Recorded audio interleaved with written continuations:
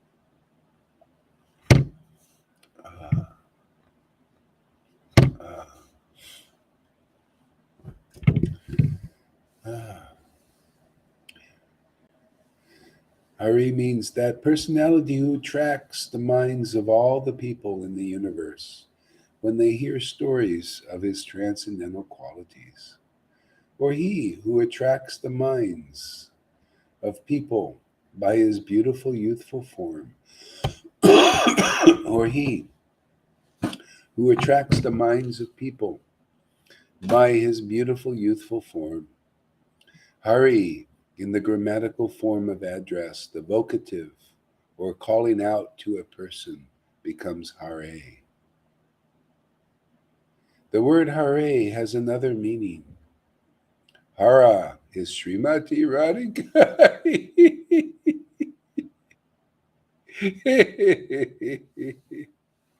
Hare is Srimati Radhika.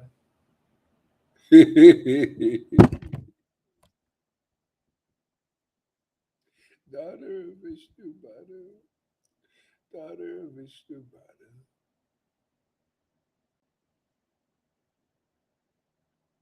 who steals the mind of Hari, who steals the mind of Hari. Krishna, by her unalloyed love, by her unalloyed love.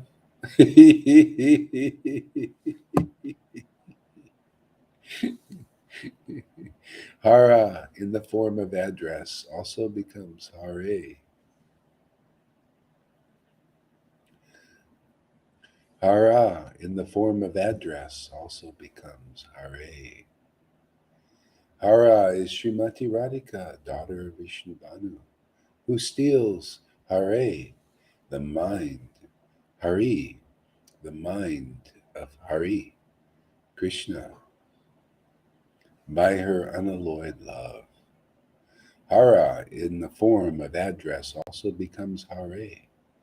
The word Krishna, the word Krishna is composed of the root Krish, meaning boo, the shelter of all existence.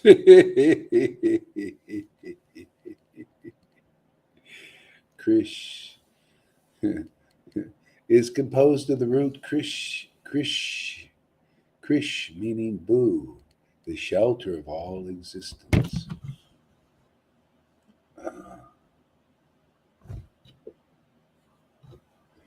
And the word na, meaning nivritti, of the form of the supreme bliss.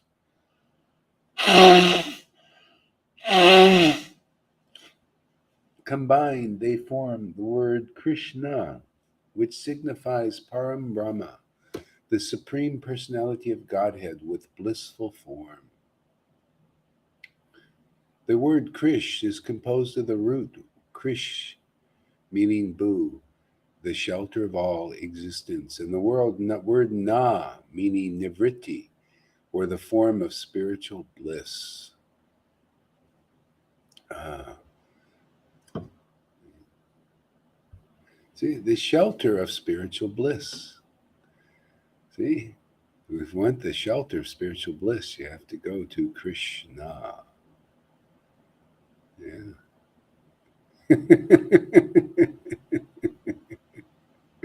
No wonder we chant this name so much. It's the shelter of spiritual bliss. See? Yeah. See, the devotees become, by chanting, they become the shelter of the spiritual bliss. Spiritual bliss takes shelter in them. See? Satchitananda, that's how it manifests. Spiritual bliss takes shelter. Uh,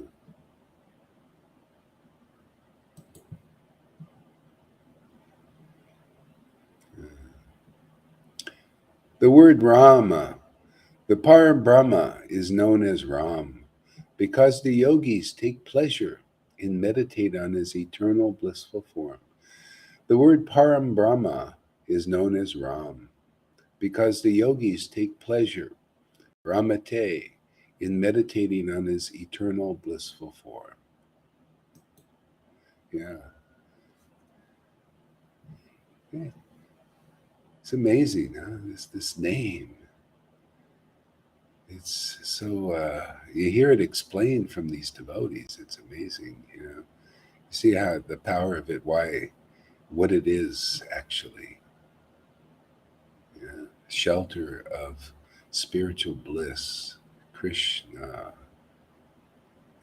So the name is the shelter. See, and then spiritual bliss is attracted to the name. Yeah, they go together. They live together. That's why we chant Krishna, Hare Krishna. Mm. See, it's all about completion. You know, it's interesting. I was watching this. Just I only saw part of it, and then they cut it off. But it was this lady was talking about on Facebook that everybody is born incomplete, and it'll always be that way. I was thinking, oh, she doesn't know anything about Krishna. Because she's right. We're born incomplete. We're both complete, but incomplete. See, we're looking to, that's why everybody's going around searching outside themselves for completion. Oh, this woman's going to complete me. This man's going to complete me. My child is going to complete me. I'll be happy with a child, happy with a wife, happy with money. It'll complete me. I'll feel complete. See, and there's some completion, but there's happiness and distress. See, that's the world. See, this is the thing. This is called the Maya. Because it's not really us. We're looking for completion in the material objects, which cause happiness and distress. Just that's their nature. It's the nature of Maya, always happiness and distress. But people have no alternative. They don't know. Oh, let me find completion in Krishna. See, that's why the Lord leaves his name. We can very easily find completion in Krishna. See? Find happiness. Isn't that why people have a daughter and a son and money? Is they're looking for happiness, right? That's their bliss. See? But Krishna, his transcendental name, is a shelter for perfect happiness, complete happiness. See? No more material happiness and distress now, because you're looking to the eternal form for complete. See, because that's us. That's the reason why it's so hard for people to take up this Krishna consciousness movement. Maybe they'll get up to Vaidhi, but to go beyond that, to where your happiness and your purification and your inspiration is in the name itself. See, you get the bliss, the shelter, the bliss. This is why people have to get purified to do that, because they're so used to taking shelter of what causes happiness and distress. That's what caused the contamination. It's material energy. It's dense. See? People don't know any better. They don't know any different. Yeah, that's why the devotees, they chant. You can tell, like now, people, when they hear the name, they're being uplifted. See, they're starting to feel the happiness of that. You could see that on the faces here in Playa del Carmen. We're going out chanting, and you could see people are not just. Yeah, I remember there's a time a lot of people, most people, were just kind of walking by, like indifferent. Now you can see there's a lifting of the potency, because they're feeling the happiness of the name, and it feels good to smile and not to just walk down because of the distress of the world, meditating on the world, and its distresses. See, the demons are out there. Give me your attention, right? Isn't that what they're doing? Basically, they're just trying to get your attention. Yeah, look at what we're doing. That we're destroying everything. No, it's okay. Not right now. They're destroying everything. You can't hear? Oh. You keep banging the table very loud. Oh, sorry. Banging the table. Yeah. Yeah, so they're always calling for, see, they're calling for attention, and people give the demons attention right now, and they're miserable. They're unhappy. So, it's who, so Krishna is trying to call his attention. Call attention, to the name, like in Sadhu Sangha, call your attention over here and feel the upliftment. It's better. It's more wholesome. It's eternal. It gives you back your immortality. Yeah, much better deal. The Parabrahman is known as Ram because the yogis take pleasure in meditating on the eternal blissful form. The Supreme Lord is called Ram because he carries out pastimes of pleasure with the most beautiful Sri Radha. O Radha, please attract my mind and free me from this material world. O Krishna, please attract my mind. O Radha, attract my heart by showing your sweetness. O Krishna, purify my mind by giving knowledge of how to perform worship of you through your pure devotee. Yeah, it's transcendental knowledge. See, we need this knowledge, don't we? People don't know. Oh, I have to go and learn to perform this worship through a pure devotee. I thought I can just go anywhere. I thought I can go where these people are telling me I can go. See? But unless you chant the holy name with great ecstatic devotion, you cannot really guide people because you don't know yourself. You just naturally speculate. You won't understand. You won't be able to relate to these explanations because you don't feel them yourself. You don't feel that shelter. So how can you? Your mind will be naturally plagued by material motives and what do you call? Yeah, material motives, material intentions, duplicities. Yeah, because everything in the world is duplicitous like this. Yeah. Dual. See, material duality, happiness and distress. Yeah.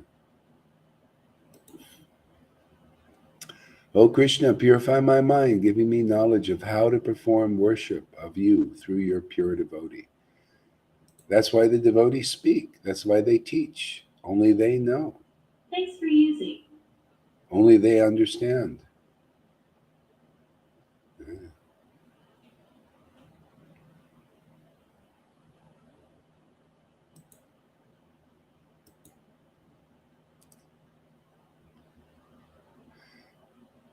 O Krishna, give me steadiness to appreciate your name, qualities, and pastimes.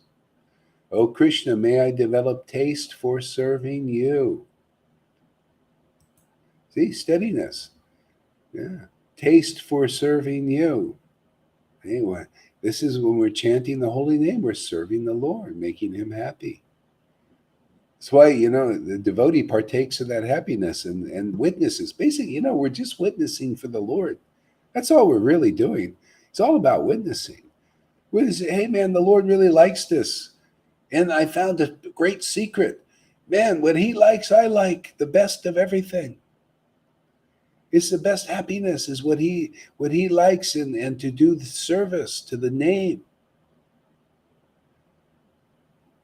Yeah, it makes him so happy, and my God, I found my happiness is in his happiness. See, this is being in the Lord, and the Lord is in you. Yeah, otherwise you don't know. Otherwise the other Lord, the Mayic Lord, it's in you, man.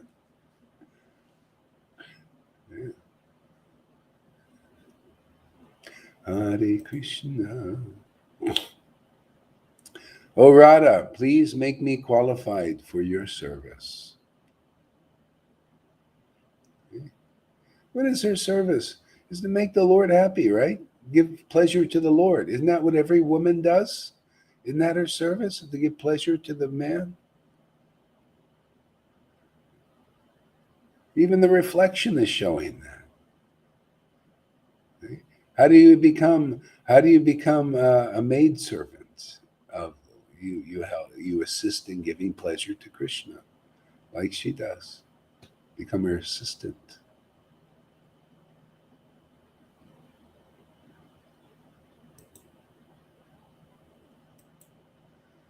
Ah, oh Krishna, may I develop a taste for serving you. A taste. See how important that taste is. Lord Chaitanya said yesterday.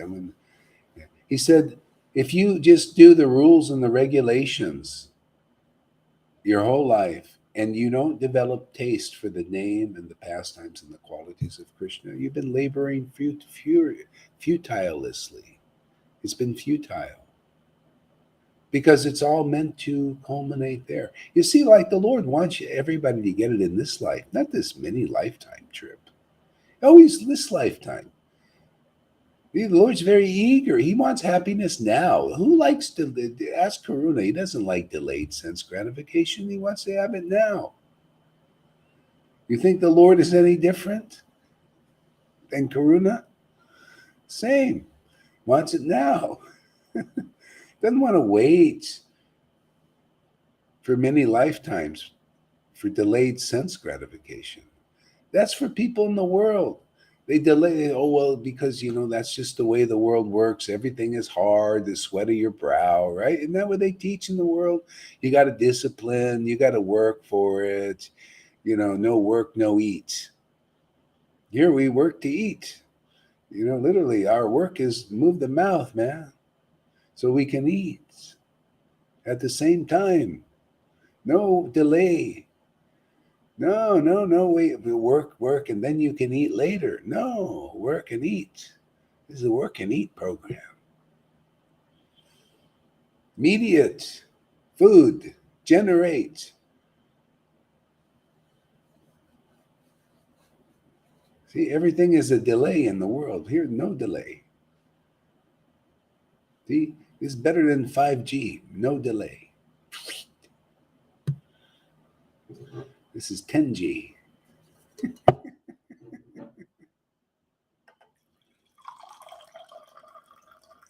Speaking of a cup of coffee.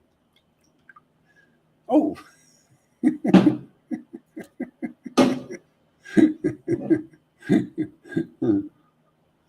Mm.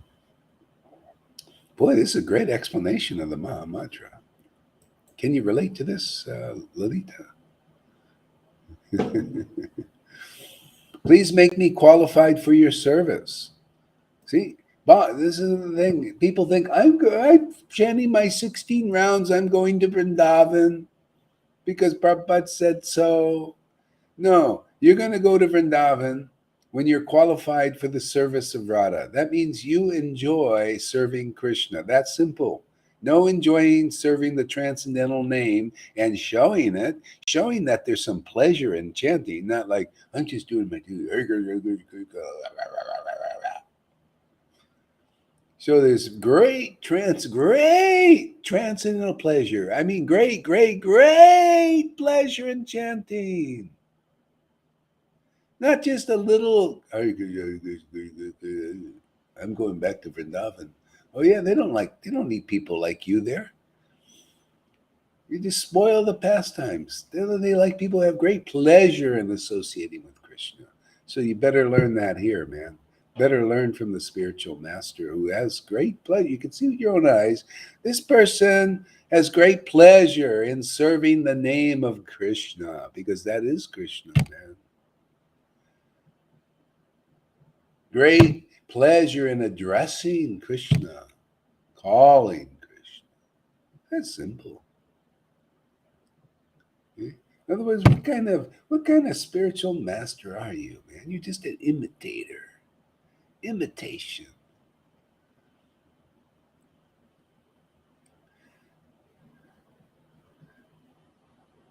Fake bacon. You ever see fake bacon? If it's fake, it's not real.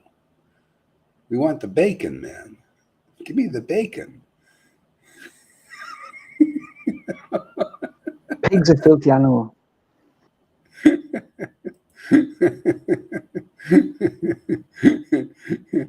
Yeah, I love this, man. Krishna, may I develop a taste for serving you, man. This is so great. It's so easy.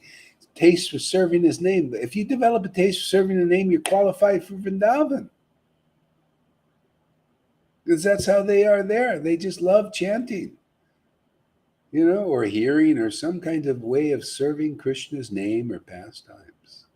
Sankirtan, going out chanting. Well, look at Janaki, man. She's sick, fever and everything. I said, you want to go out? Yeah, of course. She goes out anyway. Sick, rain or shine, just like the mailman, just like Radhe.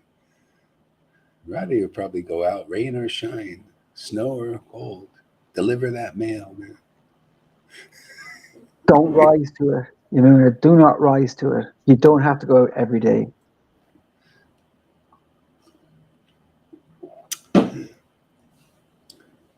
Oh, Radha, please instruct me on how I can serve you.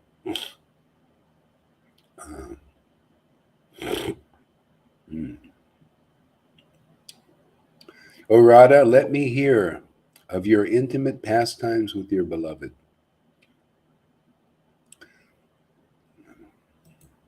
See, yeah, and hear, I mean, really hear them.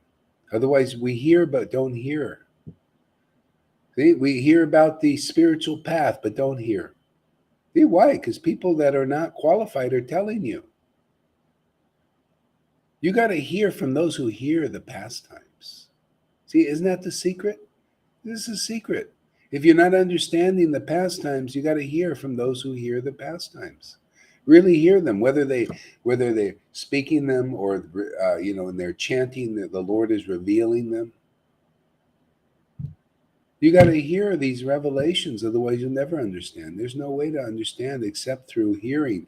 If you can't hear the word, the language of the Lord, you got to hear from those who do know that language. Otherwise, there's no way. That's why the Bible was written. That's why the scriptures are written. And still people don't understand because they got to hear them from a devotee, a living devotee. That's why there's a reason that says there are two types of Bhagavats that are important.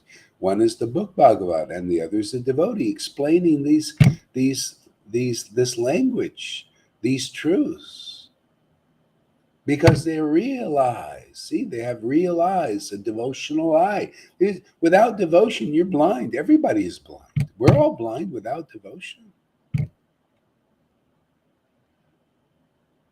Devotion is the eye that we're looking for. See, devotion is the eye of the soul. Yeah, if that's not open, you're blind. Yeah.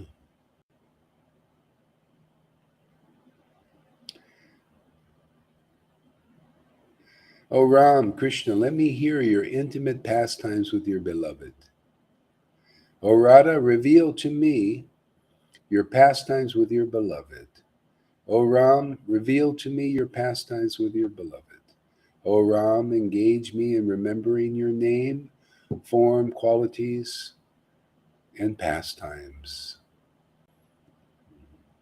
O Radha, be pleased with me. O Radha, be pleased with me.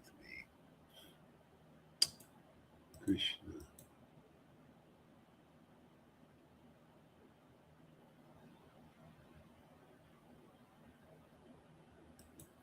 Hare Krishna, Hare Krishna, Krishna Krishna.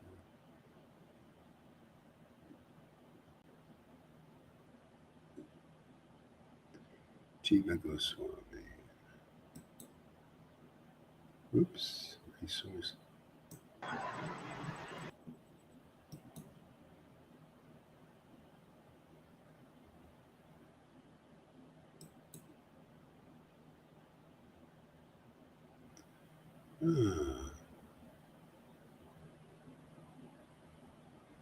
Hare Krishna, Krishna Krishna, Hare Hare, Hare Ram, Rama Rama, Hare Hare. Hare Krishna, Tom, Krishna Krishna. You Tom know, is saying, just, huh? What? I said Tom just put a message up. Oh, there he is. Okay. Okay, great. Hare Krishna, Krishna Krishna, Hare Hare, Hare Rama, Rama Rama, Hare Hare, Hare Krishna, Krishna Krishna, Hare Hare. Prema Bhakti Chandrika by Narottam Das Thakur. I was born in the darkest ignorance, and my spiritual master opened my eyes with the torch of knowledge. I offer my respectful obeisances unto him. Yeah, until people can actually accept that they're in ignorance, how can they listen? How can they even enter the path? They need to say, I've been dorm. I'm in ignorance. I don't really know. I just think I know. Yeah, people even in Krishna consciousness, they're not really in Krishna consciousness yet because they think they can see. Yeah, without devotion, nobody can see. And if you have devotion, there's symptoms. Yeah, there's symptoms. There's this ecstatic devotion. There's this great transcendental happiness. You could see the devotee is relishing, tasting in serving the transcendental name. The name is transcendental. How else can you see the name? You got to see that the name is transcendental. Otherwise, it's mythology. You know how many Indians still think that this is just mythology because now they're more scientific now? See? They don't see that the name is a science also, the greatest science. They don't see that because nobody can show that to them. Their family gurus can't show. This is why these ISKCON gurus, they're just like a family guru. You kind of inherit them.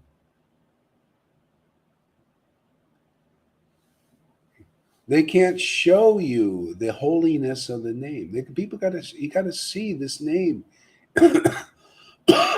is otherworldly, is different than anything else. Only the devotees can show that. See? And look, people have gotten so far away from this truth. It should be self-evident. But people think it's evil or something. It's evil to show the glories of serving the name in great ecstatic devotion. It's evil.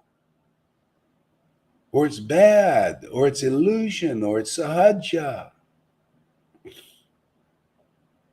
Okay? So it has to be reestablished. That means it has to be shown and demonstrated, not hidden away. What is this hiding stuff? We need to see more of this. No wonder Prabhupada said, do more of this. Yeah, people need to see it a lot. It has to oh, this is normal. Well, what do these guys repeat? They make something abnormal normal. That's what demons do. What they have in store for people is so bad. They got to just repetitively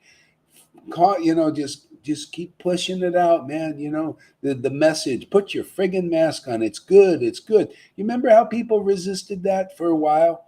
Nobody was driving with everybody would laugh at people with the mask driving down the road, right? Or a mask walking down the street. Look how stupid that is. And they just keep, you see the message that put the lie out enough, and after a while people believe, oh yeah, of course we got to wear this, go walking down the street in the car with no air in there, and then less people think that's normal.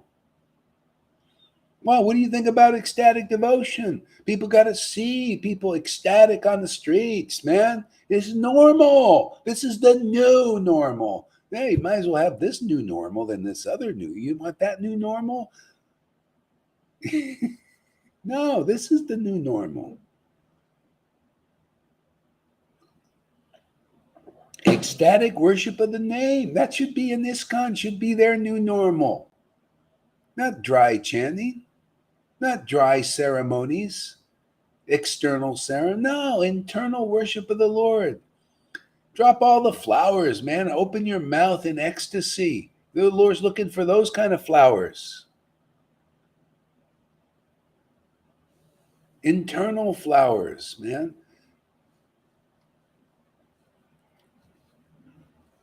That kind of happiness.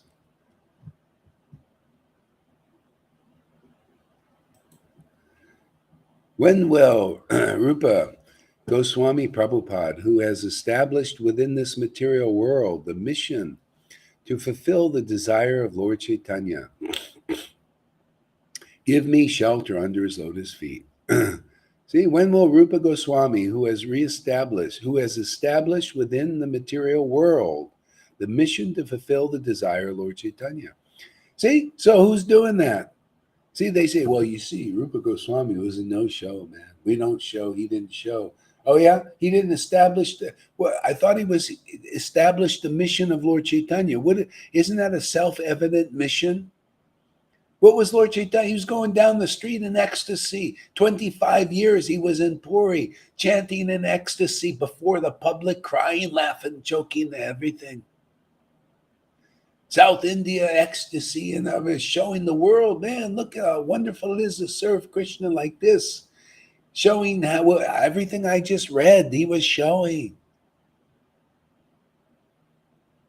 See, that's establishing the movement.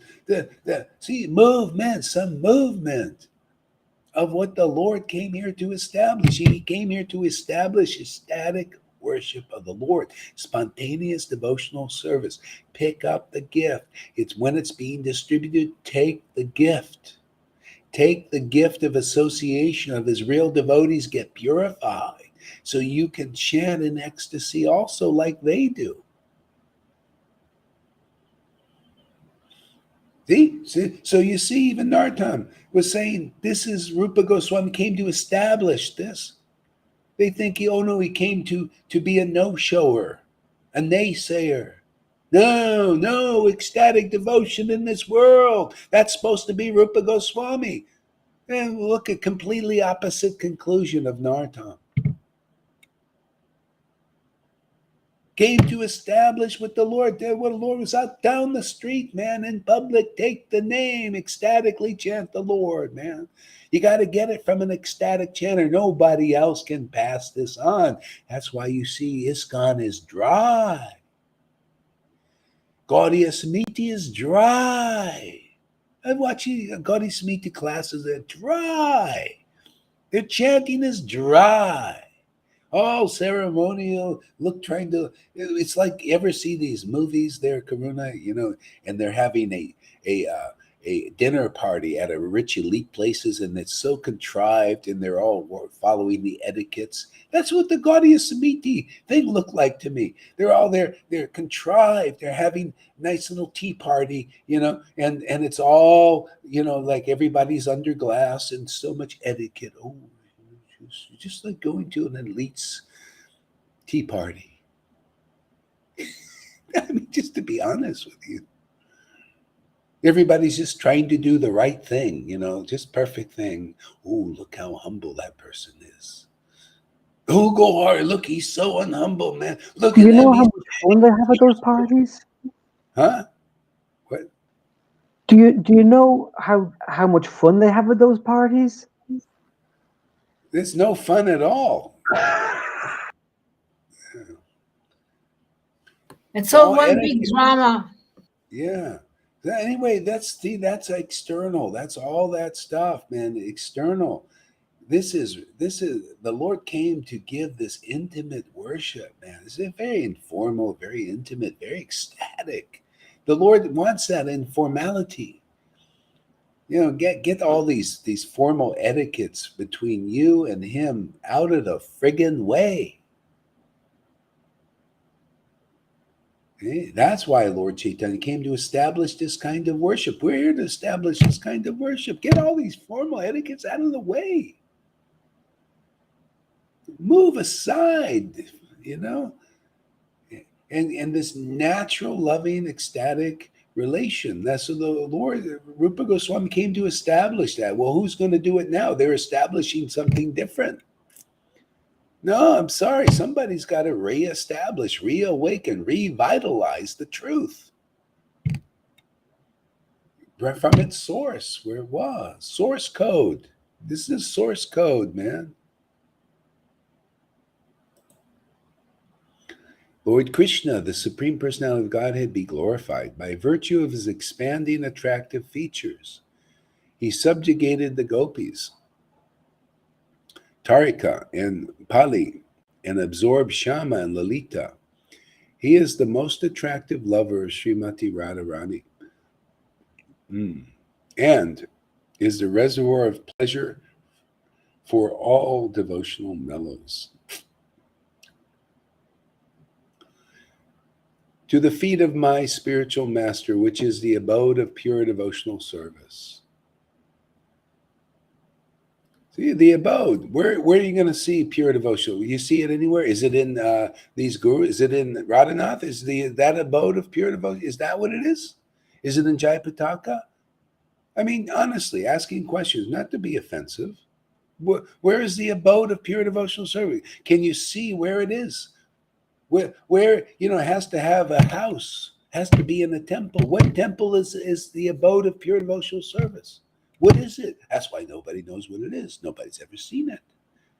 Nobody's ever heard it really glorified, except the book is always glorifying it. But no living temple, because there's no abode. Very rare to find.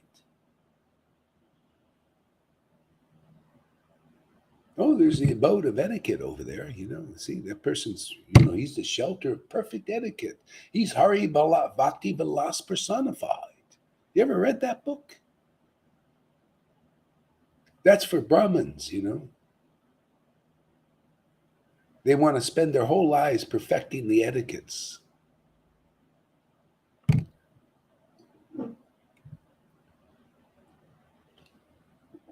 Somebody had to write that book for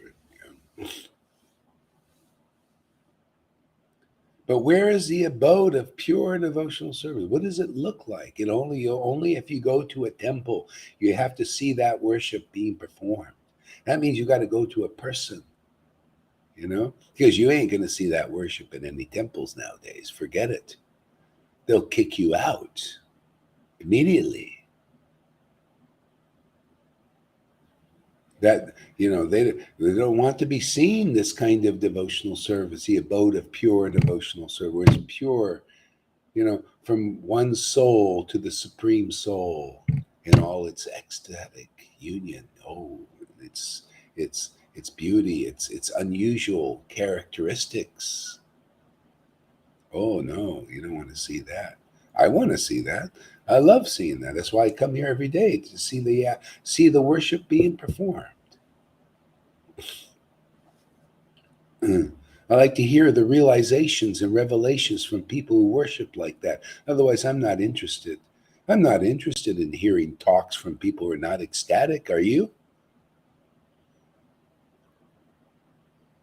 You want to go to these dry gurus and listen to their talks that come from their dry hearts? Can you imagine? I couldn't even imagine that. It's outside of my imagination. I wouldn't even want to. You ever go to one? Go. You can tell if a guru has any realization or revelation. Go and listen to what they say. Oh, my guru, he's so ecstatic, but he never shows it. Well, go listen to a class and you'll see if he's ecstatic or not. I went to so many. I went to the Narayan Raj groups, all their gurus, man.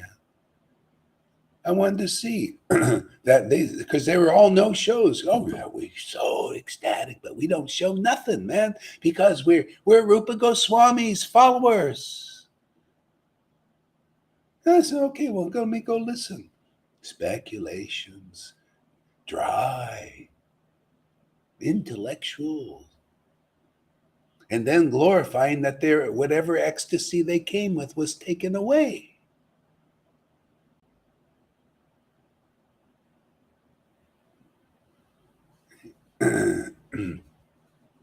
So the point is, that's not it, man. That ain't pure of no stuff. PureBhakti.com. No way. PureBhakti.com. You want that? Come here. This is authentic. This is real deal. This is not a lie. This is not a cheat. This is not an imitation. Maya is always imitating all the way to the end. And this is the end. You show up here, yeah, you've gotten through all the bewildering obstacles and illusions. You got to see the real deal, the real performance of this worship of Vrindavan at some point in some lifetime.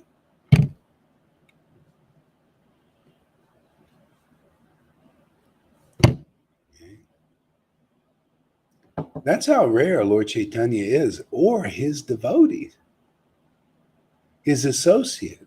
Performing that kind of worship here was a rare thing. This was unprecedented. That's why the mercy is unprecedented then and now. Well, look at Narayana. I said many life. Oh, Prema Bhakti, many life. But look now. People glorify him as the greatest acharya, like after Prabhupada. Maybe even better, they say. But in many lifetimes. And here it's now, because the real thing is here, not the imitations on all levels of imitations. It's all about this incarnation, Lord Chaitanya, man. People think, you think it's just words, the most magnanimous incarnation that's ever been? You think it's just a friggin' word? It's not really true? The most magnanimous of ever any incarnate gave that no other incarnation gave before? You think it's just a word? The only way you'll know it's not a word is you come here and see it's not just a word. It's a word of God.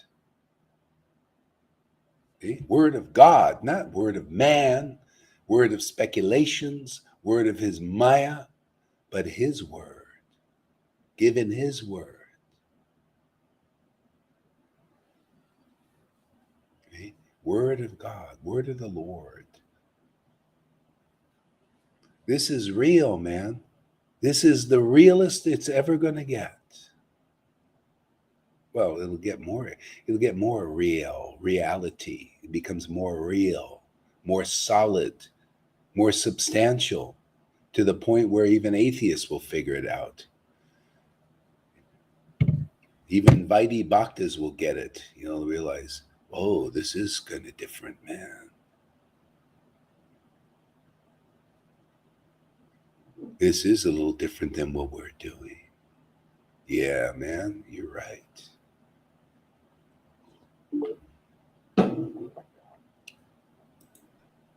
Who is this? Oh, there he is. Hey, Govinda.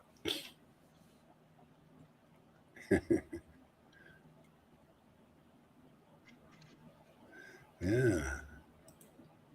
So I will to the lotus feet of my spiritual master, which is the abode of devotional service.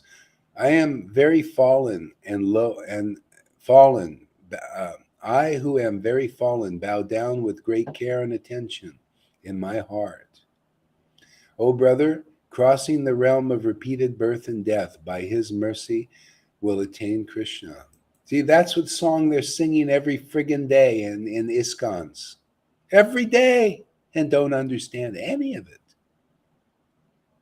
Because you got to act it, man. You got to act it in life. You have to meet such a spiritual man. You got to feel that, man. You got to see that in your own life, that you literally are like that. You can relate to Narottam saying that. Man, I've crossed over, man. I met a real guru, man. I was stuck in this world. I was stuck in ISKCON. Stuck. I couldn't move anywhere. I couldn't progress anywhere until I met a bona fide spiritual master who was empowered by the transcendental Lord and lifted me out of this. It's got to be real for you. Otherwise, you're like that. They're all practicing every day, singing, words they don't understand, can't comprehend. That's why they have to see you guys dedicated to the truth. You found such a spiritual master that they haven't found yet. You're just singing the song. You're living the song.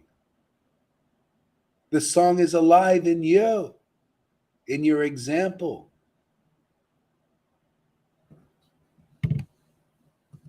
Okay? So this is it, Nartam. See, that's why his songs, they don't exactly know why. They don't know why Prabhupada chose these songs. Because he knew that he wouldn't be able to provide them with the full thing yet. They wouldn't even realize these things. He couldn't even, it was just, let me write my books and in the future somebody will come to finish it off. Finish the work.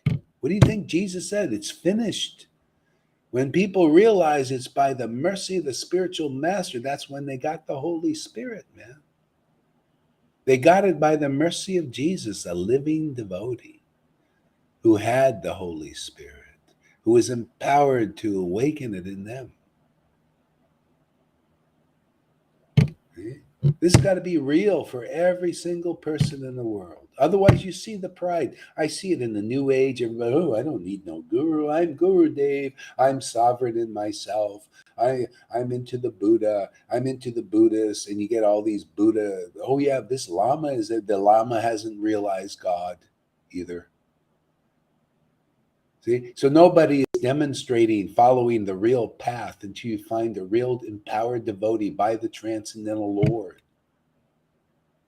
Okay? Then you get the substance. Then you understand, wow, this is a narrow path. There is only one way to understand this. There's only one guru, man. The one empowered by the spiritual Lord, the transcendental Lord. And the Lord delivers me through them. Delivers you where? Well, the greatest explanation of that where is Vaishnava disciplic line. All the way back from Lord Chaitanya, who revealed Vrindavan. That's where you're going to go. You want to go there? You want to associate with that Lord, the golden goose, man, from all this other stuff that gooses everybody comes from? Because they're after the goose eggs. They want all the opulences of God instead of God himself. See, that's a devotee. They won't lose. I want God. I want the goose, man. I don't want all these eggs coming from him. All these unlimited eggs. Unlimited opulences and everything. Why not get the Lord, man? They all come from him.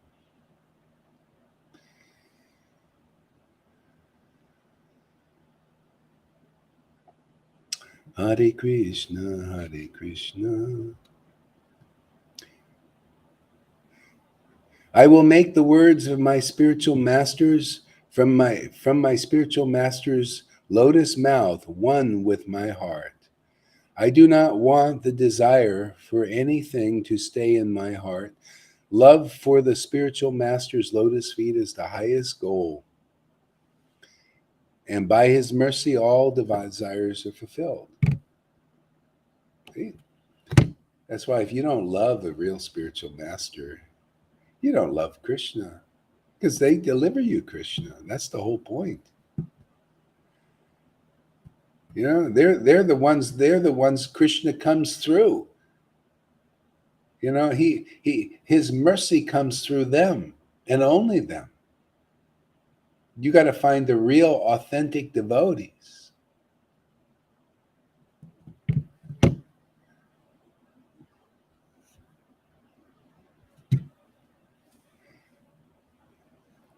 Yeah, love for the spiritual master's lotus feet is the highest goal. Isn't that amazing? The highest goal. Because if you don't demonstrate that in this life, that means you didn't realize Krishna yet. See? Those who are the devotees of my devotees, Krishna says, right, are my real devotees. See? Because now you realize, oh, the Lord is using this spiritual master to deliver himself. See, because he's doing that to the devotee. What do you think the devotees are? The devotees relishing the scriptures, relishing the name. That's Krishna, man. He's relishing the prasad. See, now you understand. Oh wow, these are the remnants, man. My guru, he's chanting. He's chanting in ecstasy and tasting the name. Let me partake of those remnants. If you don't recognize those as remnants, as the food, this is when Jesus said, "I have food that you know not of." He said to his disciples, "I have food that you know not of."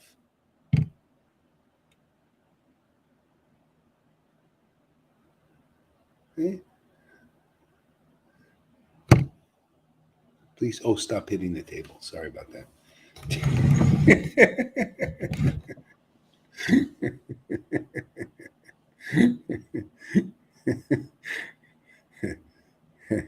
Thanks.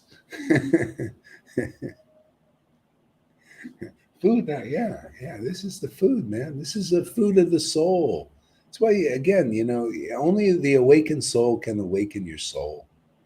Not people that are not awake. Come on, man. Wake up.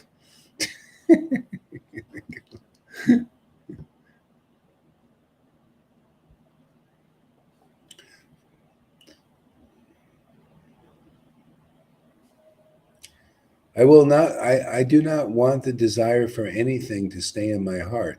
Love for the spiritual master's lotus feet is the highest goal. By his mercy, all desires are fulfilled.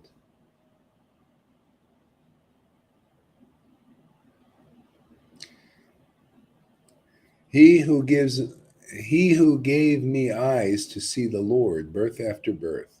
Oh, he who gave me eyes to see is my Lord, birth after birth. He made divine knowledge shine in my heart.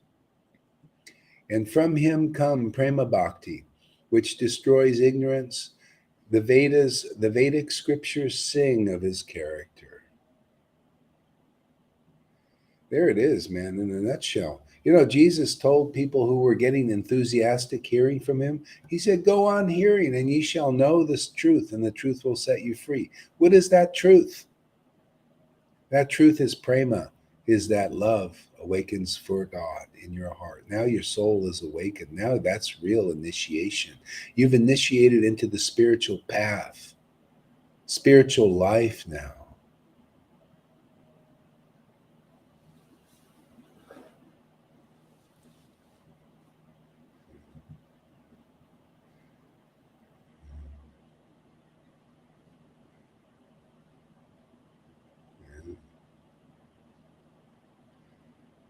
Okay, so let's see here. So, River, I kind of interrupted your reading. So, why don't you read us where you were reading off? Read a little bit. She was just getting going. She was doing her long prayers, and that. Hey, man, it's 4:00. I gotta come on, man. Just finished her long prayer. It's when it feels like it. When it comes. I was reading from chapter 27 of the Madhya Kanda of the Chaitanya Bhagavat, and I'm on page 558. 558. It's a very small chapter.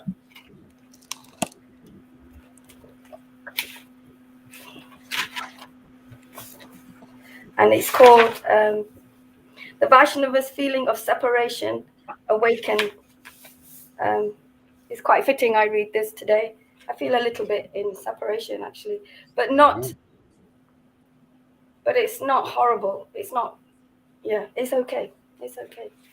All glories to the lotus feet of our wonderful spiritual master and friend, Srila Bhaktivedanta Gaura Haridas, the living Acharya, the live wire of the true Parampara, bringing down his descending knowledge, transcendental knowledge of the Lord to our hearts, emanating into our hearts as we hold tight onto your lotus feet, my dear spiritual master, Srila Gaura Haridas.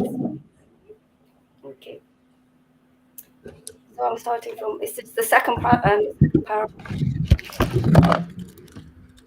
Swiftly, the word spread everywhere that Nimai was going to embrace the mendicant the mendicant life. When Sachi Devi heard this news, her heart almost stopped. Her grief was so intense that the pain of the entire world seemed like nothing. seemed like nothing. She fell to the ground unconscious and remained lying on the floor, her tears flowing in torrents. The lotus-eyed Lord saw this heart-rending sight, sitting very still and grave. Sachimata cried out to Nima, saying, "My darling son, please don't leave. Please don't leave your mother and go. All of us are simply dependent upon seeing your simply dependent upon seeing your divine lotus face, your lotus eyes and moonlight glowing face, and ruby lips and pearly jasmine white teeth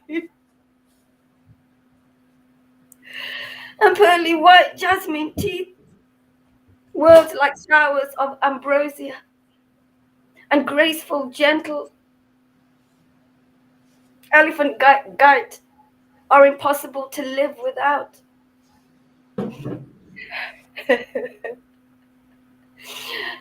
Your constant followers, Advaita and Srivas, and your bosom friends, Nityananda and Gadadhar, are always there. Just stay at home and perform your congregational chanting. You have incarnated to teach everyone the principles of religion.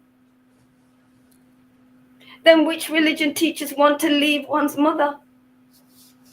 You embody the religious principles. And if you forsake your mother, then how will you teach the world about religion?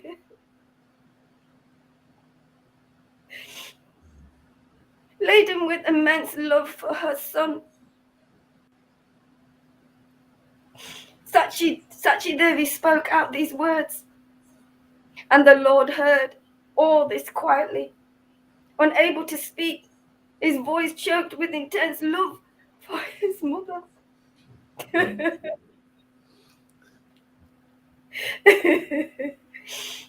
She continued, "Your elder brother left some time ago, and then your father left for the Lord's eternal road. After that, only you remained. But looking at you, I could forget my pains of separation. Now, if you leave, I will certainly give up my life. My dearest son, just see the pitiful sight of your lonely widowed mother."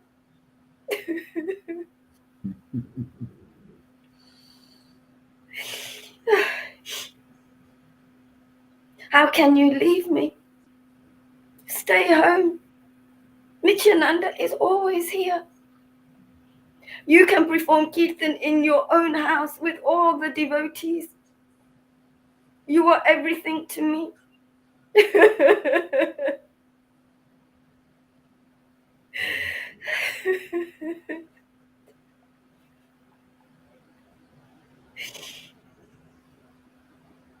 Your eyes are full of love and compassion. Your long arms are exquisite, and your words are cascades of nectar. My lumpness,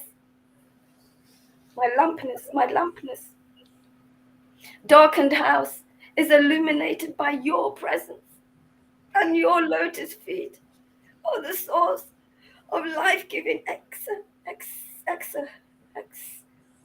elixir. Silently, elixir, thank you. Silently, Vishnu sat.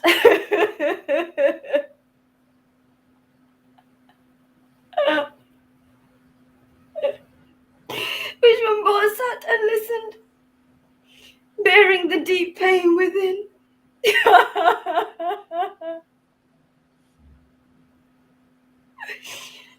As his mother, out of intense love, spoke painful words of separation. Like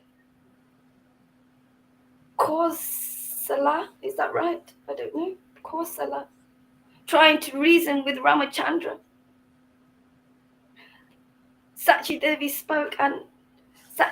spoke, unable to calm herself, and the Lord remained patient, silently listening. Sachi Devi felt completely drained out. Rampage.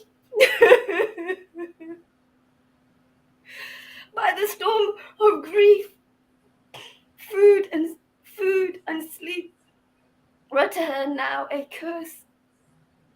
The Lord seeing his mother's condition, revealed to her some secrets that might pacify her. He said, Mother, please calm yourself and listen.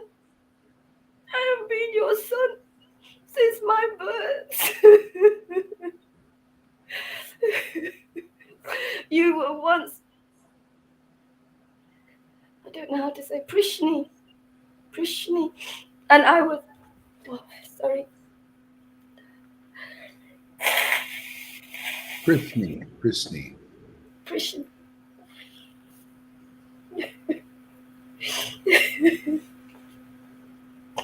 Prishni, and I was your son.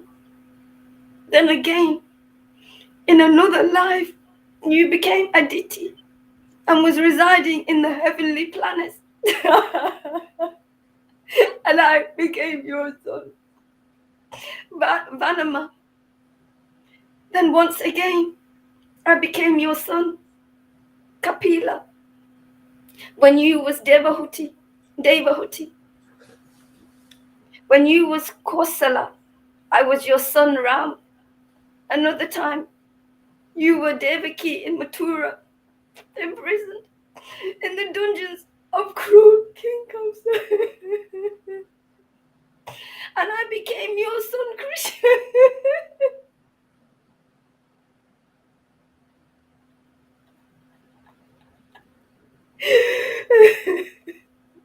I became your son Krishna in this present incarnation.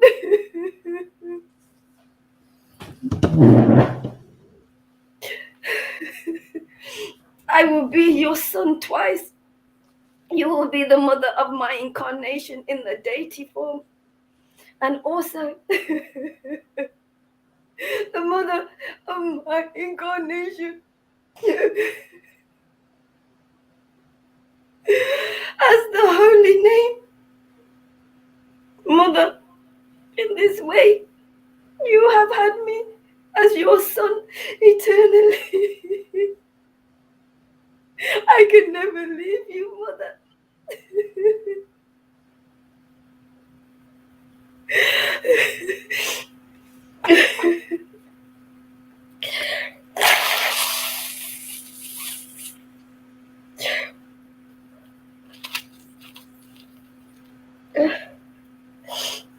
Excuse me.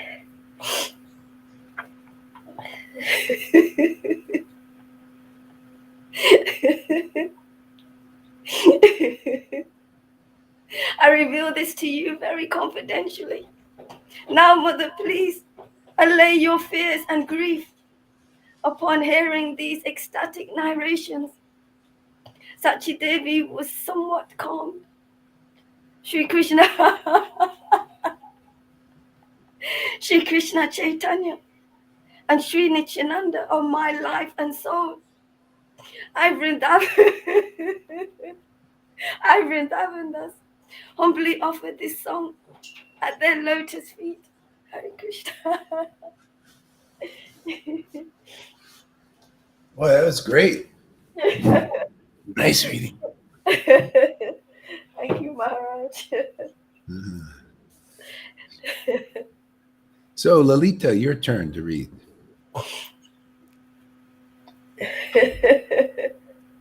Okay, Guru Maharaj. Same book? You feel like it? Yeah, read the same book. Okay. I will try. Read another. Read a different chapter now. Yeah. Can I read chapter 10? Yeah, chapter 10. Sounds Is good. it okay? Yeah.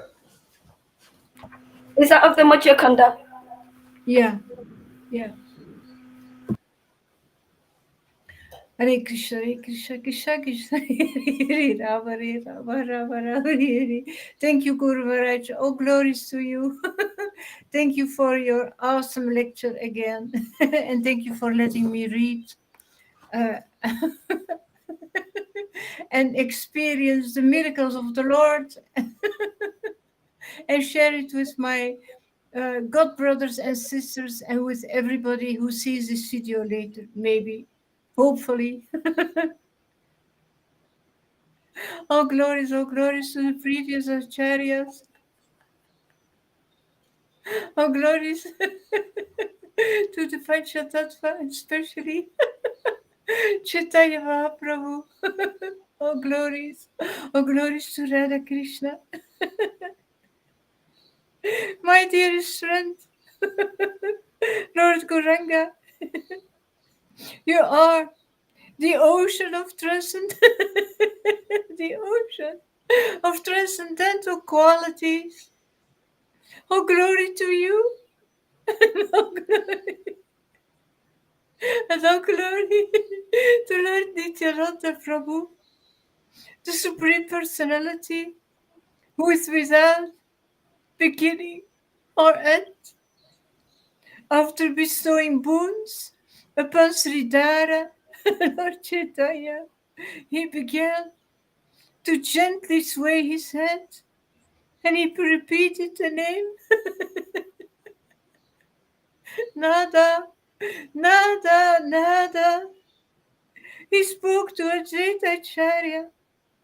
Acharya, ask what you need. The Acharya replied, my prayers, they have already been answered, my Lord. Lord Chaitanya appreciated his answer with a thunderous roar that drowned all other sounds. While Lord Chaitanya was still manifesting his Mahaprakasha Lila in the woods of the omnipotent, supremely opulent Lord, Gadadhara Pandita, he prepared betel and he offered it to the Lord, who happily accepted. Lord Nityananda, whose partial expansion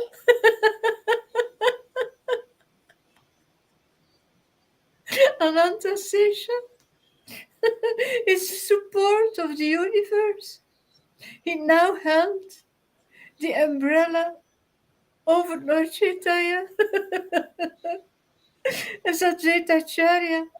Another great personage stood before him. The Lord ordered Murari, look at me. Murari saw Sri Ramananda.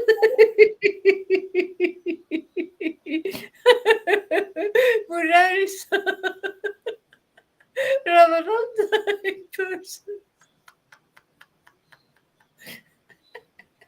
He saw that Vishwabhara, Lord Chaitanya, was sitting on a kingly throne with his bow, his complexion as green as fresh, tender shoots of grass. He saw Janaki Devi Sita Devi on his left, and Lakshmana on his right. All around. The brave monkey leaders were offering prayers by the influence of Lord Chaitanya's transcendental pastimes. Murari, now perceiving his, his identity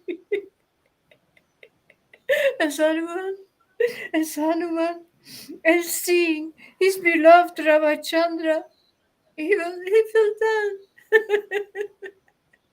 in an ecstatic swoon.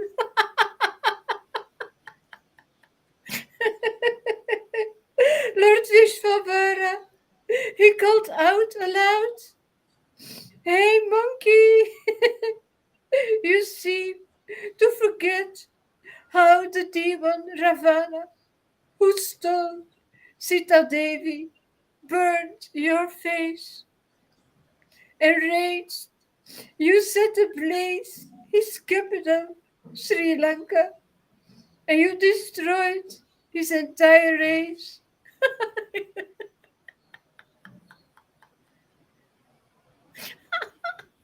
I am that same Lord.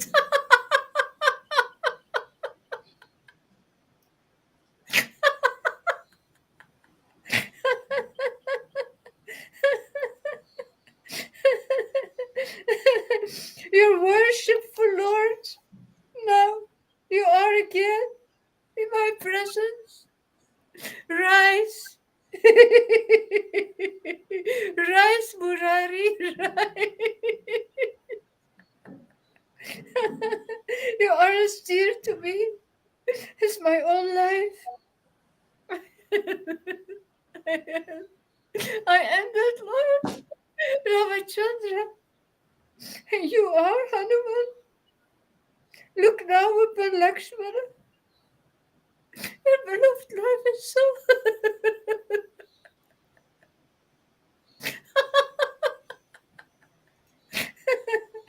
You saved his life by bringing from afar the Gandhamadana mountain of obeisances to the lotus feet of Janaki,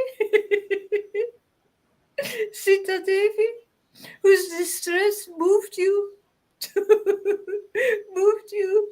profuse tears. Lord Chaitanya's words, they brought back Murari's consciousness, and upon awakening, he saw that wonderful scene. And he began to cry. In Krishna Prema.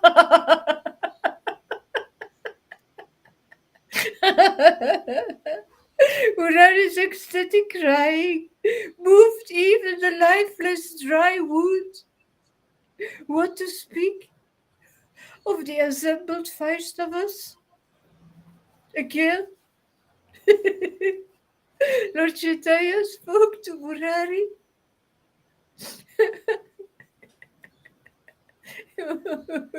You may ask me for any boon.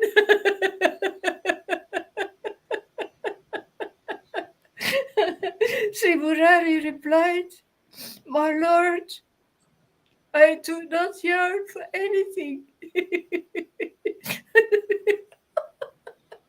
I do not yearn for anything. However, grant me just one wish."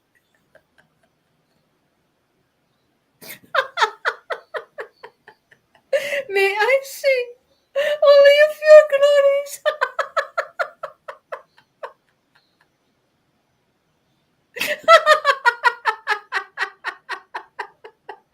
May I be born in any situation, but bird after bird, I simply pray that I may remember and serve you in the associates your servitors.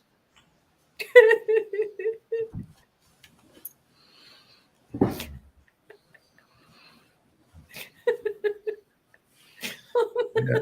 In Kali Yuga, the Lord is here to destroy the dynasties of the demons and even the demigods and establish this new way of worship, this new world order. It's truly, isn't it? Isn't it a new world ordered like this? What a great thing. Yeah, ecstatically worshiping God intimately and overcoming all illusions of the material universe. This is the only way. See, you notice Hanuman, he destroyed that dynasty of Ravana because he was a devotee. See, he saved Lakshman's life. He's Lakshman. He's locked up. He's in prison, man. See, the Neos, the heroes, locked up in all of us.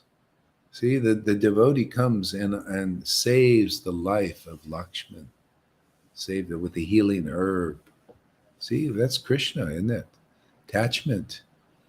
Hey, Bhakti Lata Bij, healing herb, Bhakti Lata Bij, man. Yeah. This is the life, man. There's no other life, man. Everything is dead. Dead in the modes. You're in the modes. The modes are in you. You're in the modes. What a life.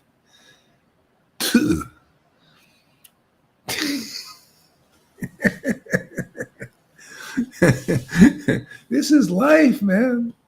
Yeah. People, it's like a zombie apocalypse out there, man. It's people dead, doing dead things, living a dead life.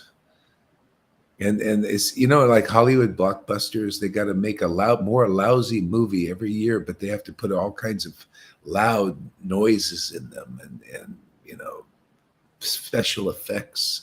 Isn't that what they're doing now? The movie is so lousy in the world. They just got to make special effects, man. Look at people dying, man. Look, injecting them, and they're dying by the millions now. They got to make a big blockbuster, miserable thing. Isn't that interesting? Now the demigods are getting a little enthused. They were getting bored before, man. Now they got some action, man. They got to fight the new world order. Okay? And the demons are enthused. Oh, we're going to control the whole world. Boy, that's going to be a rush. Get a track and trace everybody's asshole. You can see what's in there. We'll put a little scope in there and see what's every. Oh boy, this is material universe. They need a blockbuster, man. Something to get everybody's attention because the movie is so lousy, getting lousier every year. More and more humdrum and boring. That's something that has to. So that's why we have our extravaganza. We got to show how this is extraordinary happiness, man. To chant the holy name in ecstasy. Ooh, to serve that name is transcendental. Show the world this name is real, substantial, full of real potency, man. Let's sow these oats around.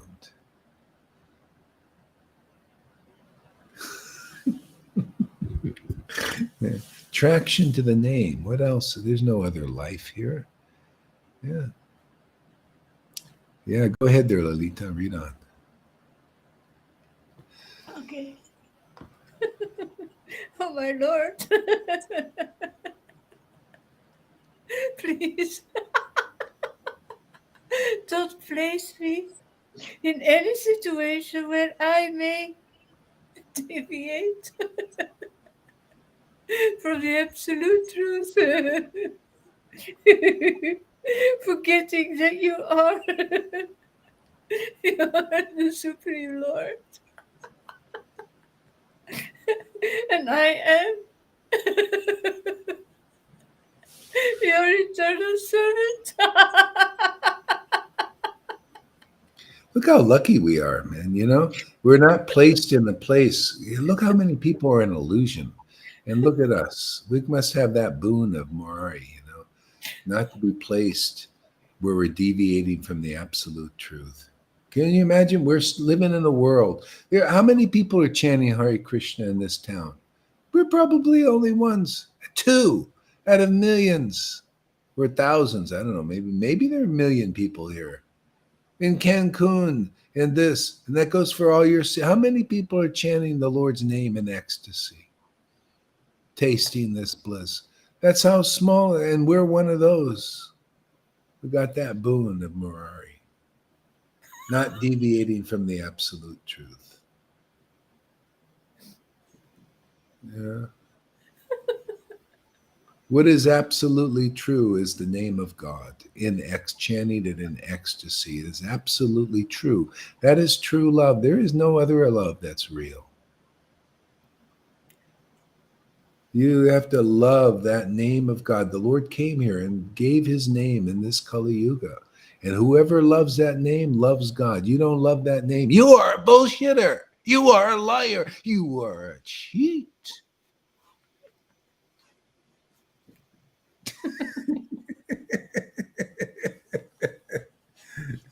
You are a flim-flam man.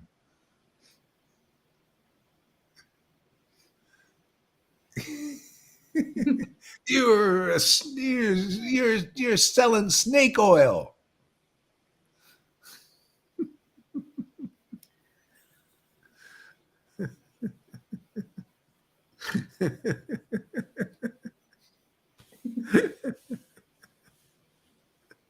Yeah. I want some, please. We need more salesmen for the holy name, man. People who could see, boy, that name must be holy, man. It's not full of holes like everything else in this world. So everything else full of holes. That's holy, man. It contains the holy. You can see, man, there's a container for holiness, man. Nobody knows what real holiness is until you see somebody chanting the holy name like Lord Chaitanya did. Or their devotees did. Nobody knows. Oh, the holy name is Hare Krishna, Hare Krishna,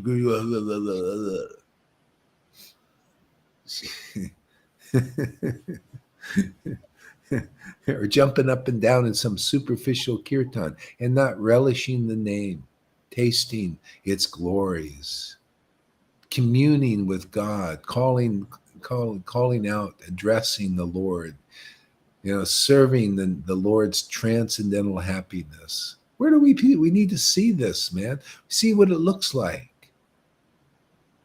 Okay? But that's only where you see the abode of that grace. See, so we're making people. You got to be that kind of temple, man.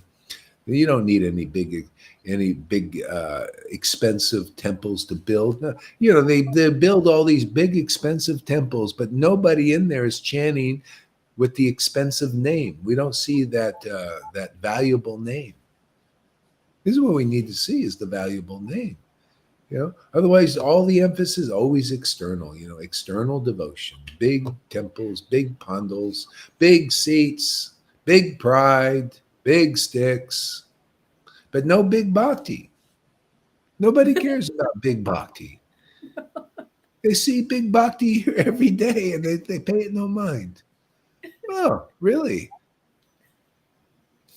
No, we're into big temples, not big bhakti. Big show. Big show bottle. Show bottle. Yeah. Paraphernalia. Yeah.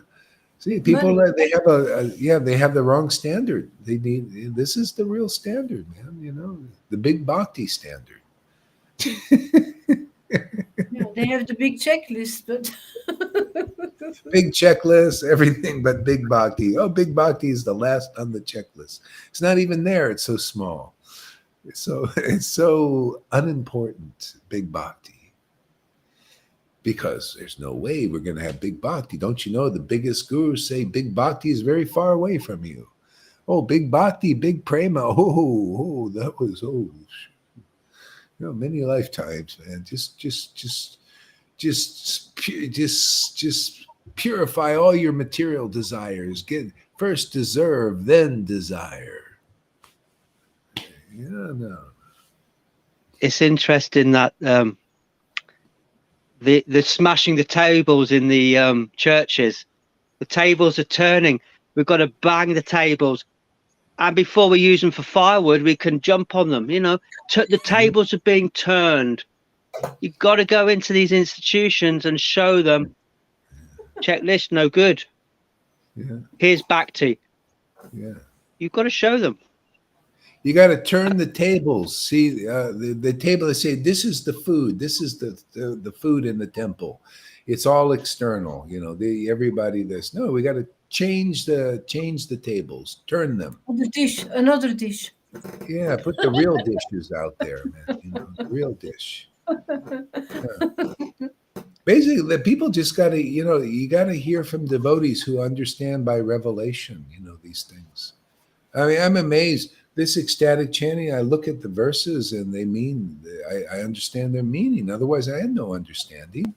You can't understand these without ecstatic worship. It's all external. You just see the story. It's just a big story. You know, these stories, Krishna, let me read you Krishna book, put you to sleep. Lull you to sleep. You know, people, they don't know. There's these stories that have meaning. You know, they mean something. They're esoteric. They're codes. They're beautiful.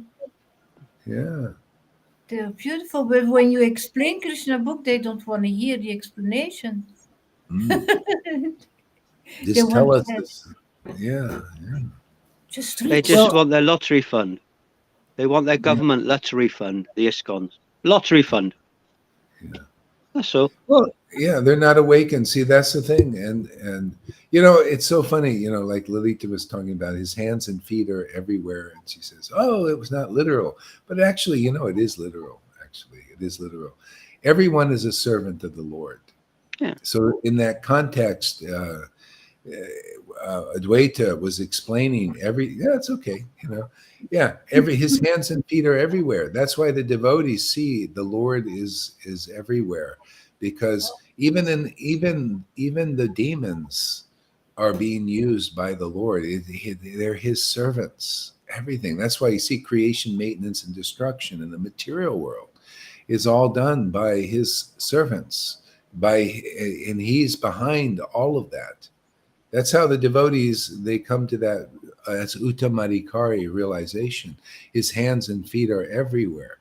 And so they don't see like, well, this person is against God and this person is for God, or this person is a demigod, this person is a demon. Everybody, whether they know it or not, is owned and used by the Lord's purpose, even though they may think that. You know, so the Lord's hands and feet are everywhere. Yeah, but go ahead. that's not literally what you say. That's still the meaning that you give. You still give a meaning. Mm-hmm. The discussions that I had with them is really literally, really. Yeah. Well, yeah, it's literally even for them, but they don't understand it. They don't understand it. Yeah. See, they got to understand that the Lord is working through all his potencies. Yeah. You know, whether it's demons or demigods, everybody's, you know, it's like that Sodom and Gomorrah story. The angels told the 5 people, go and leave because, you know, you can escape this. See, you can escape this. But we're going to destroy this Sodom and Gomorrah. Who did that? It was actually God destroyed that. But how did he do it? See, in the verse, he did it through sulfur and brimstone. Okay, that's how the demons do it. See, it's through sulfur and brimstone, through the kind of a demoniac way. See, so the Lord is using those persons. He uses treachery. He uses deception. See, it says the Lord's going to bring strong delusion. See, the Lord does it. See, but whoever is saved from that delusion is saved by the Lord, not to fall under it. So certain people fall under that delusion. That's also the will of the Lord. Yeah, that's why ultimately people think it's all, they're fighting, fighting against this. They want to, but that's all part of the Leela. Everybody, whether you're under the delusion or outside of the delusion, you're facilitating the delusion, or you're not you're not participating in the delusion. It's all the will of the Lord, and everybody is a servant in that way. And you start to see it as a pastime. Everything is, even in the material, Devi Dham. This is Devi Dham. It's a Dham of the God, and he is, it's like, okay, you want to be in this pastime? Here, come to Devi Dham. You can participate in this, in my Leela here. It's a comedy. It's like a comedy, isn't it? Yeah. When you see people doing what they do, and it's like a divine comedy. You see Krishna working in everybody, and as you share in your classes, you're not hateful, you're not loving particularly either, because they're unawoke. A lot of persons, there's no attraction for persons who are not deep into relationship, spirit-filled relationship. Yeah. It's like a comedy, just seeing all Well, this going on around more. us. It's more than because it's everything. It's just like there's comedy here. There's thrilling. It's thrilling. It's full of horror. It's full of and see, these are all rasas, even in the material world. Everything is here. But it's all the reflection. That's even a spirit. Like in Vrindavan, when Putana, that was part of the Leela. They got to taste the horror Leelas, looking at Putana when she showed her real form. They go around, ugh, yuck. I love that. I love that pastime. Yeah. So, but it's all spiritual. Just like also, like the Lord's going to take sannyas, right? And the pitiful condition of Mother Yashoda or Mother Sachi is pitiful. But it's also, this is transcendental sadness and very relative. The Lord was cracking up. Even you could see he was choking up from all of this, looking at his mother. He was relishing this. Wow, what love she has for me. Oh, it's so, it's so relishable. And she's also, even though it sounds piteous, see, it's her nature. She doesn't know any different. It's like, it's like people, they're sad and all that, but it's miserable. They don't like it, but what are they going to do? They're caught up in it. She's also caught up in this divine sadness. It's her nature. It's very relishable, even though you look at anything, that's really pitiful, like people in the material world. No, it's pitiful like people in the spiritual world who are relishing very fantastic ecstasy in their separation from the Lord. This is a symptom of love. You don't feel like that unless you really strongly love God. There's no way you can feel that. The Lord hadn't even left, and she was already feeling the separation. Can you imagine? He was right there still. And she's very exciting. Yeah. It's really exciting. It's so exciting. The Lord's full of mysteries. That's what it says, isn't it? God is mysterious, but we get an insight, but who knows how he's going to play anything. It's also, it keeps us hanging on the edge of our seat. I'm excited every day. Yeah. It's great. It's a great lifestyle, huh? New life. Oh, amazing. Yeah. And all it does is grow. It's just an eternal adventure. This is the spiritual potency. It's wonderful like this. This is what we're here to. We're here to teach this, to share this, to help people participate in this higher happiness, this greater happiness, unlimited happiness of the name. Oh man, unlimited bliss. I mean, this morning I was chanting, it's like, how can this get so good? I don't understand. This is so the revelations that come. Oh my God, what the name means, to you, and it's just, yeah. So yeah. So go ahead, Lalita, read some more. Tom, why don't you read a little bit? You read a little bit. Let's give him a little chance. Give everybody a chance. Hare Krishna. Very good reading. We were. Can you tell me the place? Yeah, I will say 358. In the middle, wherever you descend, accompanied by your. Thank you. Jai Shri Krishna Chaitanya Prabhu Nityananda Shri Advaita. Oh, whoa, Gadadhar Shrivasadi Gaura Bhakta Vrinda. Oh, thank you. Wow. Okay, I'm there. Thank you, Shri Haridas. Thank you, Jay. Wherever you descend, accompanied by your eternal associates, I desire to be there as your insignificant servitor. The Lord replied, so be it. So be it.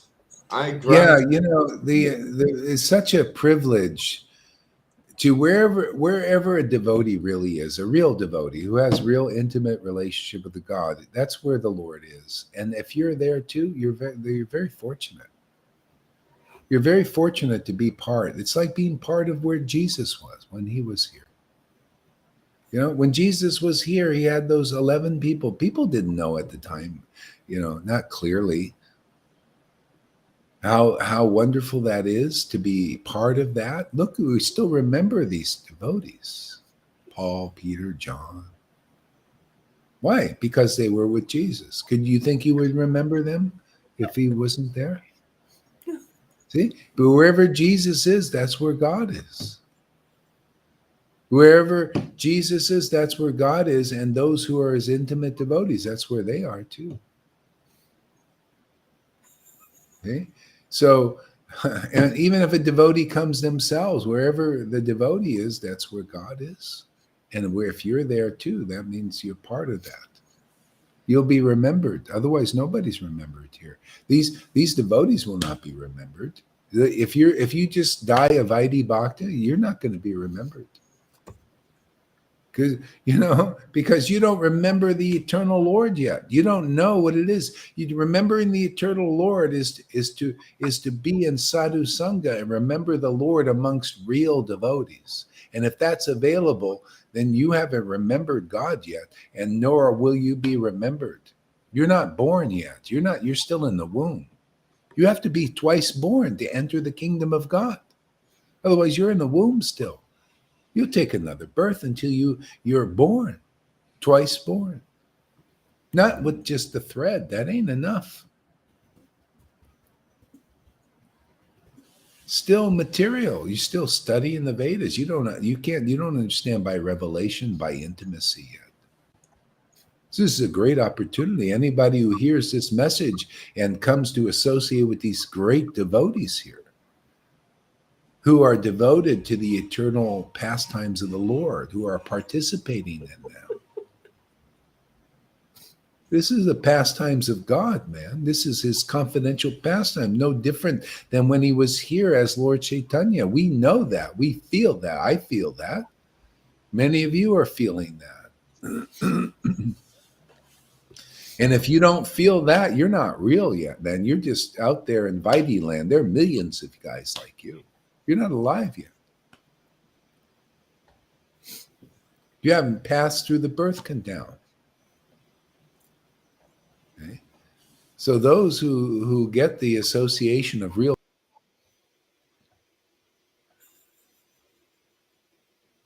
Oh, Hare Krishna. I really want to say something before I forget. So we are in this marginal position of either both being a Vaidhi Bhakta or a Shuddha Bhakta. We are in this marginal position. Hare Krishna, Hare Krishna. Krishna, Guru Krishna. Maharaj, you are frozen. Do you know Yeah, that? you can chant Hare Krishna. Hare Krishna, Hare Krishna, Krishna Krishna, Hare Krishna, Rama, Hare Rama, Krishna, Krishna, Hare Hare. Rama, Rama, Hare Hare Hare, Krishna, Rama, Hare Rama, Krishna, Krishna, Krishna. Krishna, Krishna, Hare. Go ahead, Tom. Yes. Can I say just Yeah.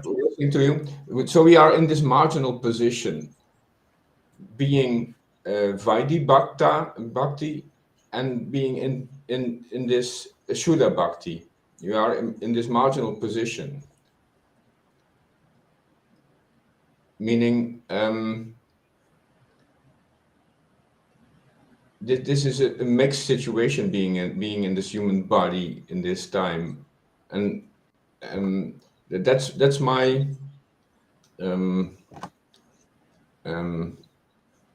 I have to choose. I want to be pure, not mixed. Oh yeah, yeah, yeah. in Well, the you body. just associate with unmotivated devotees who are motivated by the spiritual taste. See, so just by being around devotees like that, that's how you get. There's no other path to this. Uh, People want to purify themselves first. Better to be around devotees who worship the Lord purely like this, because they, no, for no other material motive. Their motive is spiritual. No, just to commune with God. So it's You know, about just, knowing your own motivation, your own intentions. well, that'll be revealed.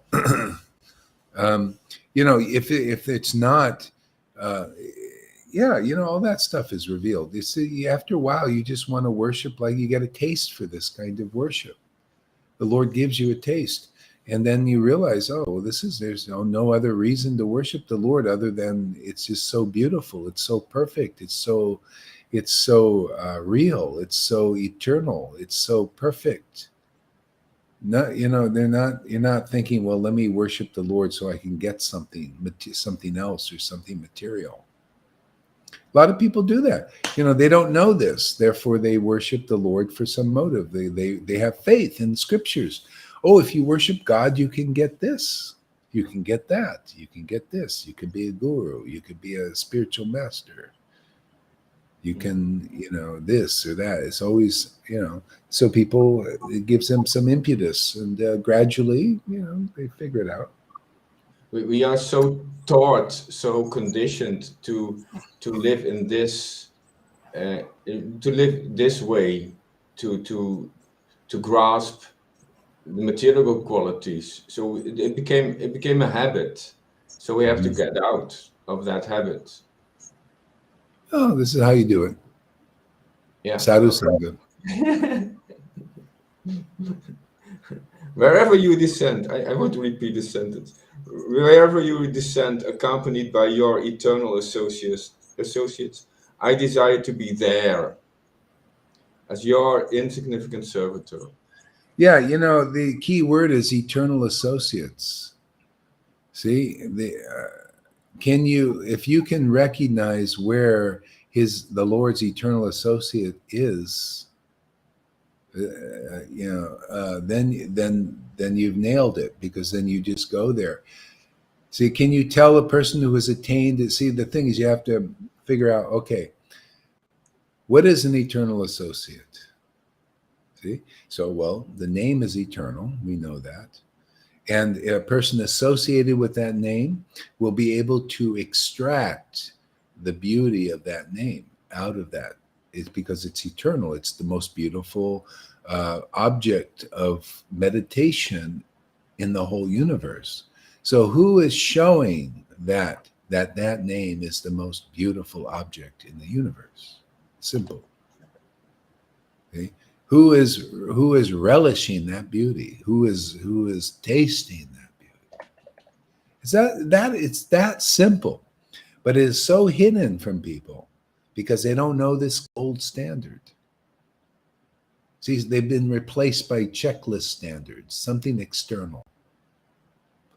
Okay? That's why it says, the verses all say these things in Chaitanya Lila, the essence. It's not through renunciation, austerities, or mantra chanting, or sadhana, or pious deeds that one attains Krishna Vrindavan. It's through the devotees who chant the holy names with great ecstatic devotion. See, they are, you can see that person is in an immortal relationship because the name is God and they're experiencing that. Otherwise, nobody really knows the Lord. They don't know that name. They don't know the glories of the name yet, personally. They can't relate to those glories. They don't experience those glories. It's that simple. It's really, really, really simple. But if you hear it explained from real devotees, then it'll be very easy to understand. Otherwise, it's impossible. You get all these speculators always juggling the scriptures. All these gurus are just juggling the script. They don't know them. They don't know the pure, simple truth unless you could see with your own eyes, they're not cheating you. Unless you could see that they love that name and they have the extraordinary symptoms of loving that name, you're being cheated. And they're cheating themselves. They may get so full of their false ego. Oh, I'm actually representing Vrindavan. See, that's what they think they know. This is the problem.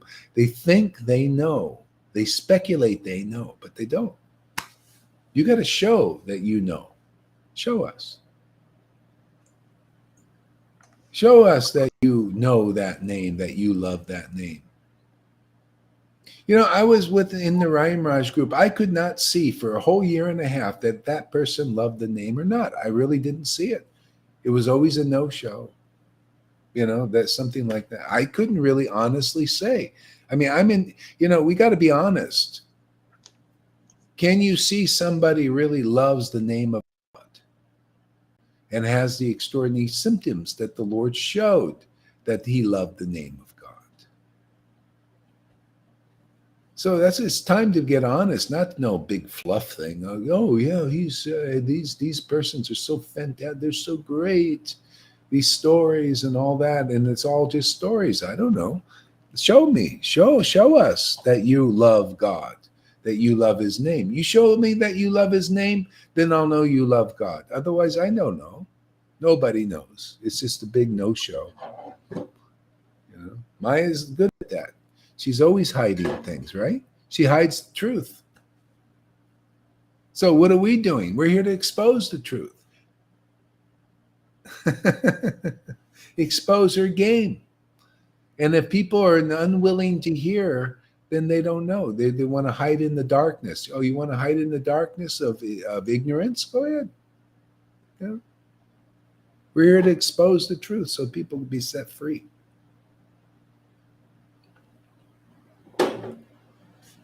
That's why I never seen, when I was in the Ryan Myers group, I never saw ecstatic love in anybody. Can you believe it? Always no show. No, so nobody knows. It's always, people can, in their mind, say, oh, it's so fantastic. This is the purebhakti.com and everything. But you never see the pure bhakti. It's all etiquettes and pride, lots of pride there, man. Lots of emphasis on being something. But where is this bhakti, man? Where's the love of the name?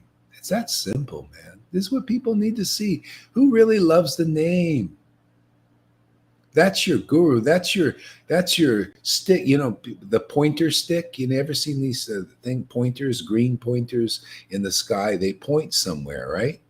Well, you got a sannyas stick. Point. Let's see. Where are you pointing? Where are you pointing that stick? It's got to point to something. Well, I'm pointing towards pride. That's Krishna conscious. No. You got to point to the ecstatic level. Where are you pointing people? Where are you directing them? Where was Lord Chaitanya directing them? To ecstatic worship, yes or no? That's why I write these things and people go, oh, how weird. He's writing things about the glories of ecstatic devotion. How weird. How weird. Yeah, the person you're worshiping, your worship is weird. That's what I say. This worship is weird. Yeah. Go ahead, Tom. Yes. Thank you. I see this laser beam, like we are pointing. There is our laser beam. But when we ask them, what is your target? They are very vague. Yeah, well, that's how it is. You're vague in your mind. You're not clear. That's why ultimately they see You come to the real devotee, the real empowered devotee who's empowered with real bhakti, real sight. They're not blind. But if you go and this is what people do, they oh no, we're not blind. We're not blind. Yeah, they project their blindness on the devotee. They say, oh, he's sahaja. Oh, he's this, he's that. Well, that's blind. The blind people do that. And if you're a blind person yourself, you might believe them. Usually you do, because they're more aggressive. Although I'm pretty aggressive too, they aggressively go against, I aggressively counter. That's just my nature, a kind of a warrior spirit, I like to forcibly attack Maya. She's attacking everybody else. Why not we attack her?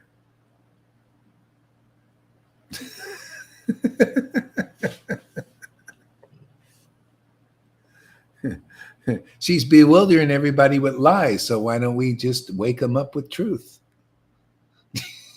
Whoever will listen will go back to the spiritual world very quickly. It's all about hearing. Whoever is convinced that, hey man, we got something to say. Hey man, maybe I don't agree with Gohari, but he's interesting. Maybe I gotta listen some more. Let's check it out. Yeah. And then you'll see, you get your greatest dividends. This is you want to invest time, you invest your time here. You get the best rewards. Yeah. Transcendental rewards, which is, birth's freedom. That's just a perk. That's just on the back burner. Freedom from the cycle of birth and death. That is like you don't even think about it. Devotees, they're not thinking about, I want to be free of birth and death. What do you, I don't mind coming. Yeah, come here and preach. I love this I love standing up for the truth and liberating souls. Isn't that why the Lord comes? He does this all the time. What did Murari ask for? Oh, birth after birth. Let me come whenever you're here. And the Lord is always here. He's coming in this universe, that universe, another one, man. It's exciting to liberate, to taste the glories. You do this in the spiritual world. Same thing. The spiritual atmosphere is developed just by glorifying God. So you do that here and you liberate zillions of souls. Oh, it's a great taste. That's why the Lord continues his devotees. They're Leela avatars. We're doing that kind of work here. Now, in 2022.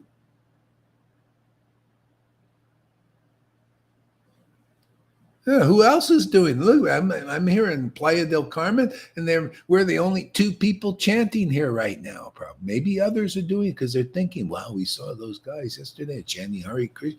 They're already on the street chanting Hare Krishna now. I walk down the street, and where's your music? They're getting addicted, attached to feeling good. They're all masked up now, and they think, "Wow, I got some relief coming. People are coming into hell to help us." But basically, that's what it is. It's a hell now down here. Yeah.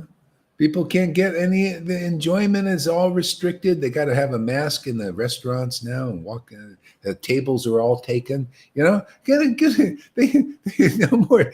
You go to get a cup of coffee and can't find a table to sit down to have it now because it's restricted, and they have a big sign. Less people can be in here now. Oh, Even I get a little like, my God, I can't even sit down and have my coffee somewhere and do my Java Japa thing.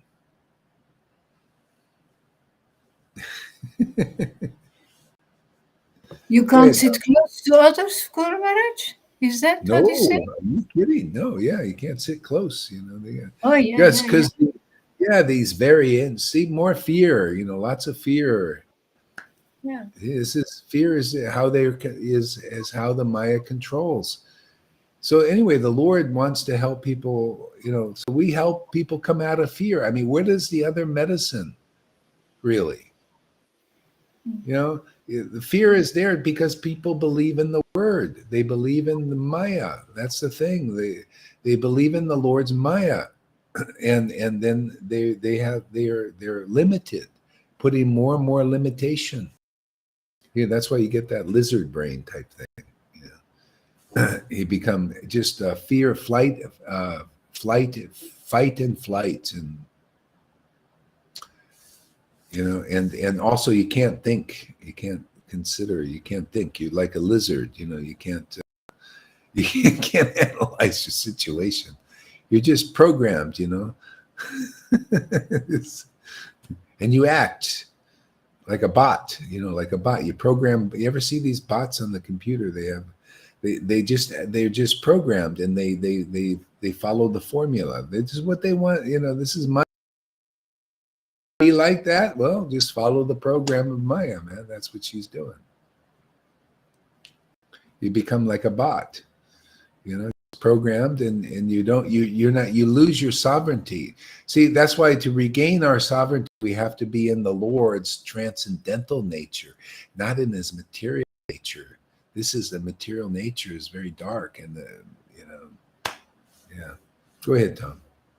So this is also about eternal conditioned and eternal liberated. The eternal conditioned, they are stuck, they are absorbed in these business models that are not conclusive. They are absorbed in these mindsets and this business models. But they cannot get out. They need help to get out. They need help. They need the association of devotees that are in the truth. That's why Jesus said, the truth will set you free. He was in the truth. He lived in the truth. Devotees, they live in the truth. They remember Krishna. They remind others of Krishna. They remember the truth and remind others of the complete truth, the eternal truth. They help extract people out of, you ever see these Green Berets or Navy SEALs? They go into a situation when people are captured and they pull them out. They need a specialist. See, they need somebody that's specially trained to get them out. That's the real devotee. They're the heroes in this world. They extract you out of the Lord's Maya. Nobody else is like a Navy SEAL like them. They're highly trained to do this. Otherwise, the Maya is so strong. She's like a fortress. You can't get out on your own. People are trapped in all these groups, even all these different paths. That's why Jesus said, I have sheep in many different folds. People are trapped in these various paths. They're very slow, but that's all they know. And if they meet a realized devotee, they're on their way out, even though they may not get it right away, but the seeds have been sown just by brushing up against the devotee. That's considered devotional service, just by seeing. People go to get darshan. So even though you see a devotee in this world, you're getting darshan of the real Lord, his transcendental potency. You may not recognize it right away, but that has its effect. Okay. Gradually, you begin to realize the value of that association, and then you start to like you guys, you come here every day. You see its value. Here, remembering Krishna and reminding others and associating with other ecstatic devotees, you see the value. Okay? Now you're really gonna move fast.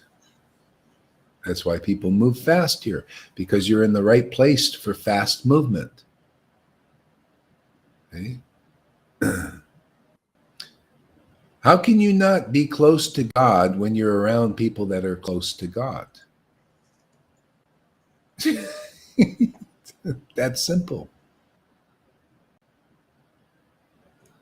If you're around people that are far more distant from the Lord, how can you not be more distant from the Lord? Okay? When you're up close to a devotee, close to the Lord, you start to see what that looks like. Otherwise, nobody knows.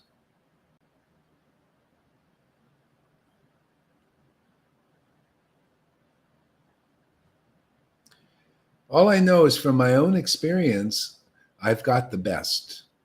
I've got the best experience. I experienced the best closeness, and I experienced the best revelations that I've to date. Okay? That's why I always like Prabhupada's books. I could see this person has the best realizations of the Bhakti Vinod, Bhakti Siddhanta also, Rupa Goswami, all these devotees. I can see they have the best. But then I come across people that don't have the best. Even in contemporary living persons, I say, hey, they don't have the best. They say they have the best. Okay? So anyway, if you're lucky because of your association, either in this life or a previous one, you'll understand what is a really high quality, high caliber truth, without the speculation, the real thing, the real deal.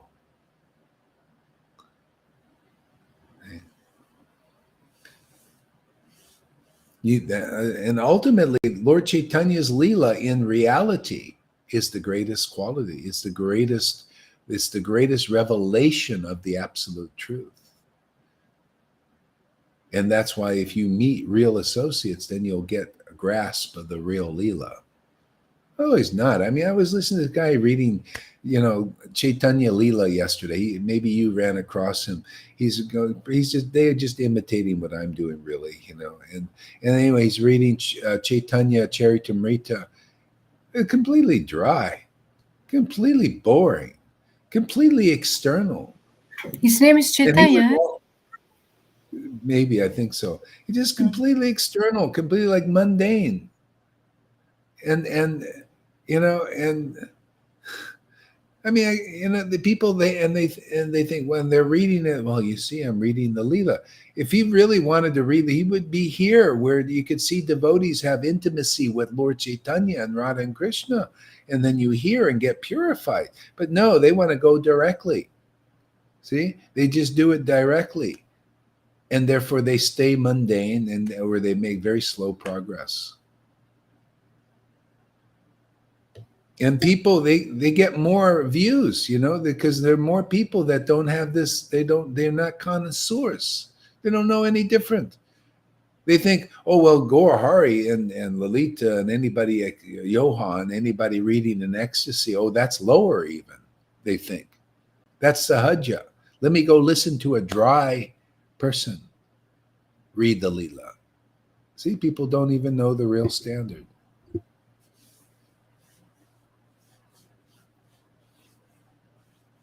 Yeah, you listen to the vibration, it's material. It's like, ooh, this is why this Leela, or even the name, it cannot be chanted by mundane senses. You have to be awakened. You got to get the taste. Yeah. And that's why, again, you need to come into association with real devotees. Or otherwise, all your chanting is just to bring you into association to those who chant the holy name with great ecstasy. See, now you're going to start to learn something about what is really Krishna. If you chanted for 50 years and it brought you to the devotee, there you go. That's the fruit of that. See? Because then, because say you just chanting and you're studying the Vedas and everything, then it's like that verse that Lalita was trying to understand. See, then after many lifetimes of chanting and studying the scriptures and doing austerities and doing it again and again and again, see, and then you get the taste somehow. That's called sadhana siddha after many lifetimes. But that may or may not happen. See? Best is whatever you've done, if it brings you to the devotees, oh man, your taste is going to be awakened quickly.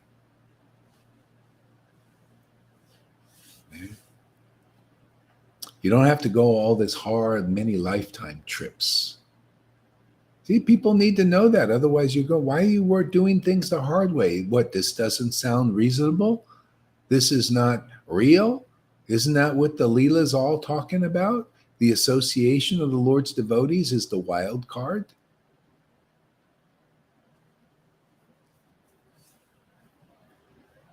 Yeah, go ahead, Tom. And it's so much condensed in this one sentence. Wherever you descend, accompanied by your eternal associates, I desire to be there as your insignificant servitor. This desire um,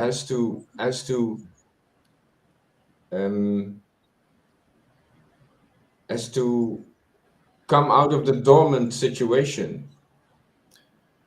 Well, yeah, you see, his desire will bring him into that situation because the Lord always has whatever you desire, he's bringing you to. Yeah. See, Yeah. if you're desiring something material, your desire will bring you to that. See, this is where the Buddhist teaching falls short. The Buddha says it is desire that causes suffering, and he's right, partially. But it is also desire for the truth that is the end of suffering. They don't speak about that. It's always half truths. Everything in the world, half truth, half truth. Everything is complete in Krishna. That's why the devotee, you go to the devotee, you get the complete truth that even the Buddhist path won't help you. That's why it takes so long. You only get half truths, half truths. You know, like all kinds of half truths. You know, the truth, the path of happiness is the greatest path. Find the path of happiness, but they don't explain what that path of happiness is. Happiness is communion with the Lord. That's the real path. That is true happiness. Without communing with the transcendental Lord in practical ways like chanting his name, you haven't found the source of real happiness. So just happiness is the path on its own? No, that happiness is that bliss of Radha, that because she's blissful, because she's in communion with the God, with Krishna. She is the abode of bliss because of attachment to Krishna, the shelter of bliss. See, they're together, eternal consorts. So you know that Buddhism doesn't teach this. Nobody teaches this unless you're a real devotee and you understand your happiness is God, in the true God, the transcendental Lord. I mean, if people understood what real treasure is the devotees, man, to be in association devotees so that you can chant the Lord's name and experience the greatest happiness and bliss that is immortal, eternal, and busts the bonds of illusion. No more birth and death for you when you can taste this name. If you people understood that, if you Vaidhi Bhaktas understood that, you would be delivered in this very life. You're hanging around people who don't taste the holy name like you see with your own eyes here.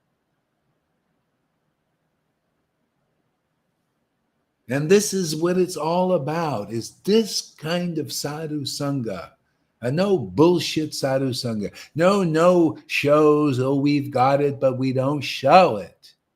We don't show you what life is. We don't show you what true happiness is. Therefore, we're just no shows. Therefore, even after the Narayan Raj left, people still don't know what is real life. Why? Because it wasn't shown. Then they see it here, real life, and they go against it. Oh, what are you doing?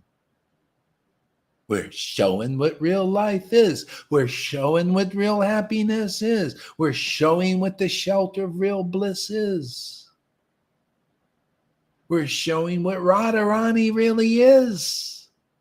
We're showing her happiness. We're showing her love. We're showing Krishna. Everything is on the show, on the stage of the world now. Otherwise, nobody knows. The secret is dies. See? Everybody's been a pirate. Dead men tell no tales, right? That's all we got are dead men in this world preaching Krishna consciousness. They're still dead, and they don't tell the tale of ecstatic love. You know, show the fairy tale of what it is to be immortal and eternal.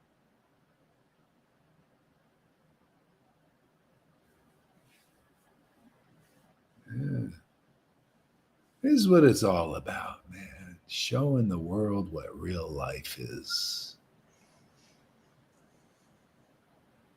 Show them what is the real God. Boldly. You think I care, Maya? You're always trying to hide things. Too bad, man. There's a new kid in town now. You've been hogging the show here, hiding everything, hiding the true Lord. It's time for a change. Time for a new world order. This is the new normal.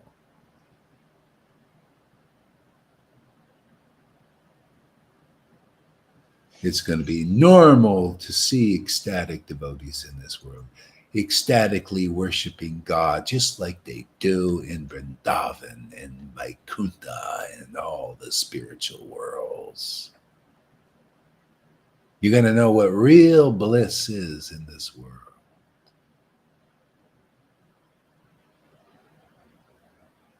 Okay? So we're here to fulfill your demons' desires of the new world order and the new normal. You'll even like this new normal. You'll like this new world order, ordered under bliss, under the name, under the true name of God, man.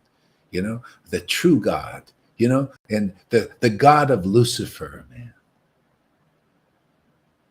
You know, the one he really worships and he hides. Lucifer's always hiding the real God. That's his work. Well, we're here to expose that. You know, he's always deceiving, right? Deceiving, deception, lies, cheats, and all that. We're going to just truth. Overcome all the lies of Lucifer, deceptions. Wake them up, man. Take those masks off. Unmask God. The people's, give them strength again. Make them all souped up men and women. Soup them up. Go ahead, Tom. Read on. The Lord replied, "So be it. So be it. I grant you this boon." Hearing this, a jubilant uproar from the devotees filled the air.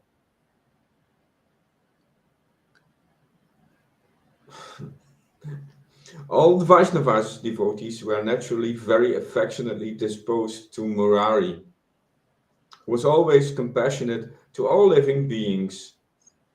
Such was the purity of Murari's devotion, that merely his presence would transform anywhere into a holy place of pilgrimage, as transcendental as Vaikuntha. It is impossible to describe the greatness of Murari. Even the Supreme Person, Supreme Lord, advanced for the pleasure of Murari. Yeah, well, see, that's the secret. Again, the Lord advanced for the pleasure of his devotees. Otherwise, they're not happy in this world. You got to be around the devotee where the Lord comes and shows his pleasure to that devotee, and then you can see it with your own eyes what it looks like. Otherwise, the Lord is inconceivable and incomprehensible and unattainable. You got to see where the Lord lives inside somebody that he's not inside. Of most people, he's not inside, not awakened. He's all dormant. Nobody sees. No show. You got to see where the Lord's show is. You know, he says, well, you know, my devotees in this world, I must make them satisfied. And then you'll see extraordinary symptoms of that happiness, extraordinary knowledge. You'll see knowledge that you never see anywhere. You'll see ecstasy that you never seen anywhere in this world. It's very uncommon, isn't it? Isn't it? Isn't that why they can't understand us, Karuna? Huh?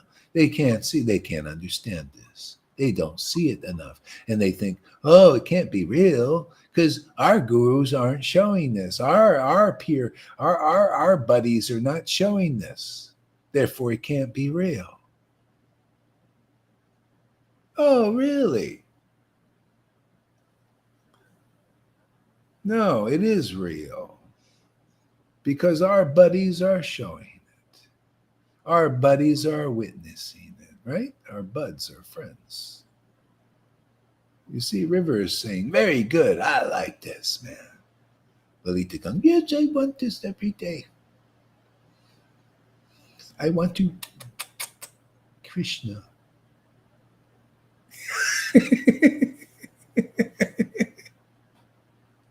I just want to kiss him. And so she reads Govinda Lilamrita. Lots of kisses in that book, huh?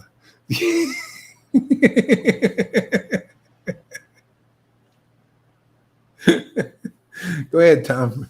Read on. Yes. It's impossible to describe the greatness of Murari. Even the Supreme Lord advanced for the pleasure of Murari. Lord Chaitanya then declared, all of you listen carefully. If anyone criticizes Murari, he cannot be saved by a million dips in the Ganga. In fact, the baths in the Ganga. See, that's the thing. The bottom line is, and Murari, that's any intimate associates, and that's why that's the secret. Is if you become favorable to devotees, real devotees, then you overcome everything, all obstacles. They remove all obstacles as your favorability to a devotee. That's simple. And your obstacles are just always heaped on you by being unfavorable. See, because they're here to remove the obstacles. So until the obstacle is removed of your unfavorability to the real devotees here preaching real, conclusive truth and ecstatic worship, when it's here and available, once that's removed, then your way to the transcendental world is clear, otherwise full of obstacles until it's removed. And that's often part of the removal process, is you got to just keep going against the devotee. And after a while, you realize I've been just banging a hammer on my nail. What am I doing this for? Why did I stop banging? You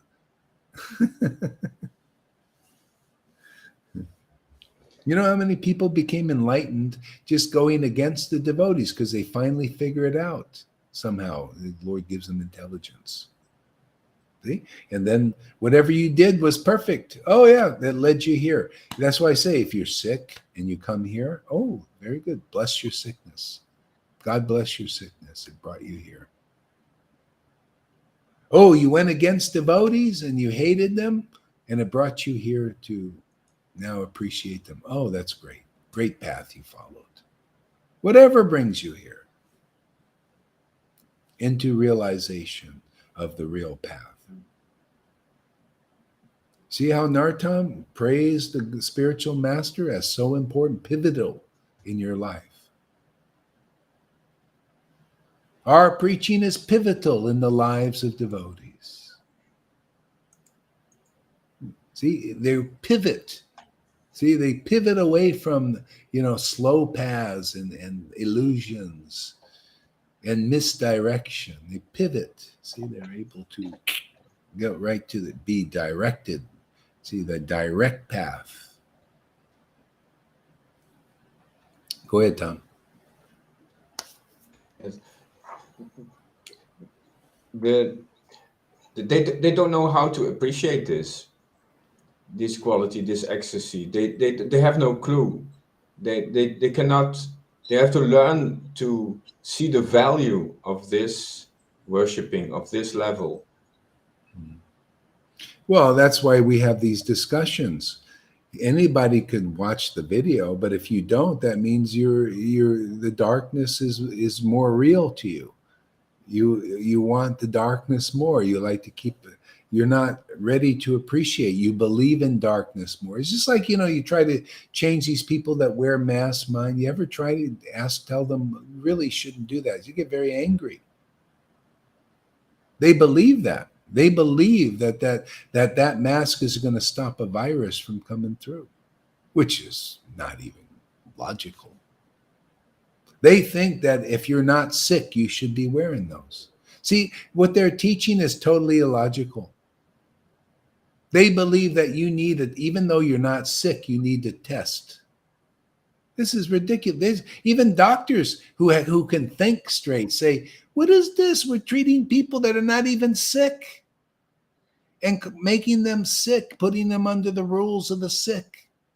They're not even sick. They're a case. Oh yeah, they got this genetic material that we've amplified 40, 50 times, and then we make a mountain out of a molehill. That's really the truth, but people don't understand it. Even the doctors, real doctors, they say, what is going on? We never practiced like this. We never made people like a part of sick people that aren't sick. They just, you notice, oh, there's so many cases. These people aren't sick, most of them. They're just a case of genetic material magnified 45 friggin' times. They're called a PCR test. It is the most ridiculous thing, and people believe the lie. See? Why? Because you don't have association with devotees who believe the truth, who understand the truth, who can think straight. This is being able to logically deduce things goes all the way up through religion until you meet the truth, the example of the truth, man, is a devotee. See, they're the living truth. They're Satchidananda in the world, right? Isn't truth? Isn't chit? Isn't that real knowledge? Real knowledge on all levels. Real knowledge of how people are being bewildered and how to extract them out of it. But if you don't listen to people in real knowledge, then how can you take advantage? See, that's why even a religion, you have to abandon religion at some point, because religion is full of material motivation and it contaminates your worship of God. You have to worship the Lord with unmotivated love for the Lord. That's why Gaura Govinda wanted to leave. He couldn't stand it, being in religion. He prayed to take me out. He prayed, he prayed, take me out of this rat's nest of religion that people call ISKCON. He couldn't stand it. People, they didn't appreciate ecstatic worship. Always giving him troubles. See, too close. That's why I thank God that Krishna removed me from, now I can preach to them if they want. You want to abandon religion? You want to stay in religion? If not, die in ISKCON. Die. Go ahead, die in there. Die with your material motivated gurus who don't show you what real bhakti is, real devotion is. You obviously you're not ready.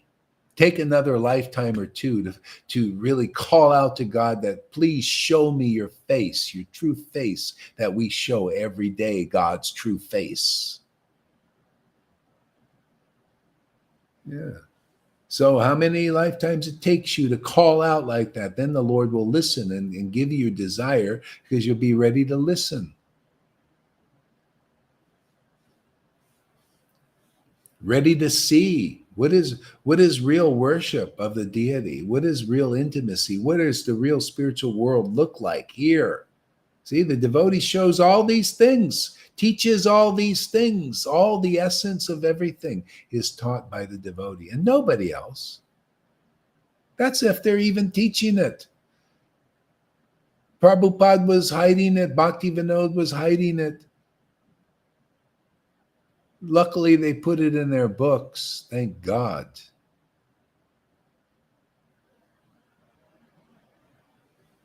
Sorry, we can't show you what the spiritual world looks like. You'll freak out too much. You'll do what they still do to us, right? Back to you.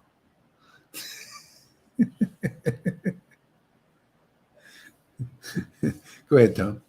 Yes, they are not authorized distributors. I like these words. They are not. They are faking. They have something. They are not authorized distributors. So it's of no use to listen to their Yeah, well, you know, people believe. See, it's the devotees who worship the Lord in ecstasy purely from a purified heart. Blessed are the pure in heart; they shall see God. You need to be around people like that. Jesus was like that. His disciples' hearts became purified like that. See, you have to be around beings who are their hearts are purified, not those who are in religion. Even there's still contamination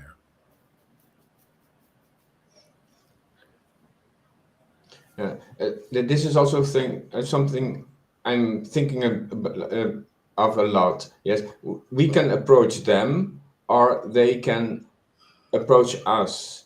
But when we approach them, they can easily feel offended, become angry, and believe they believe their business model is becoming destroyed when we approach them. Mm. So it's better that they approach us. Well, maybe a little bit of both. Devotees have to go to otherwise they'll never come. That's why the Lord comes here. They won't know come back to him. You know, they don't know the way. He has to come and show the way. Devotees have to come and show the way. So it's a little bit of both. Attract people's attention, a little propaganda. Yeah, to shake them, to make them awake. Yeah, you know, get their attention, to get them to look over here. That's why I write these little things. I use the word ISKCON or something that immediately, what? Mention our name?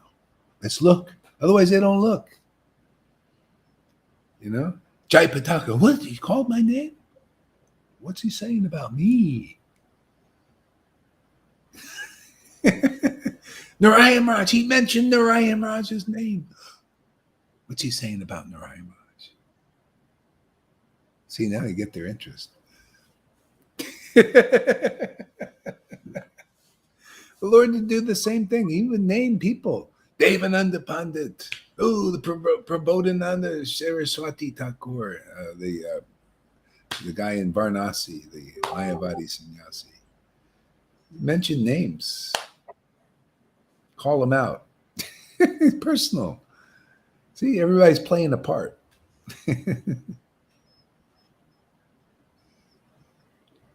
Yeah, call them out. Yes.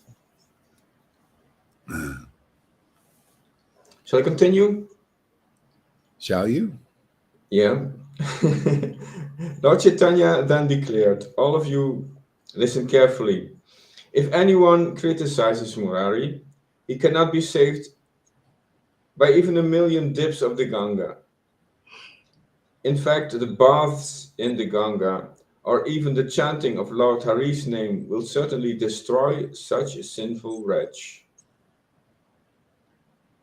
Murari Gupta, the Supreme Lord, is Gupta, secretly seated in Murari's heart. This is the spiritual import of Murari Gupta's name. The Supreme Yeah, you know, Lord. Murari is a bit secretive too, actually. Murari didn't, matter of fact, he was hiding the ecstasy. You know, you could see when he would meet the king, and then he fell down seeing a peacock feather, and then he said, oh, this is epilepsy. You know, see, a little bit of a hider, more of a shy type devotee.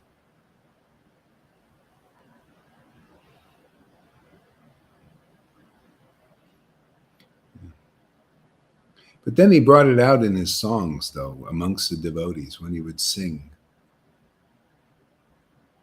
He was a singer. Yeah. You know what? I think that's enough for a while. Thank you very much, everybody. Think about all these things, and we'll be back. Thank you.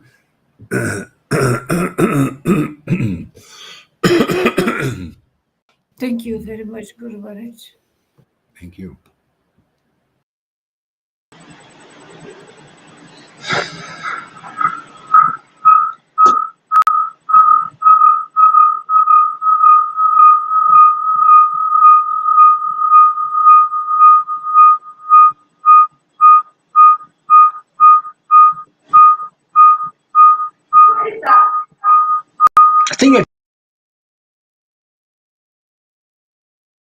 These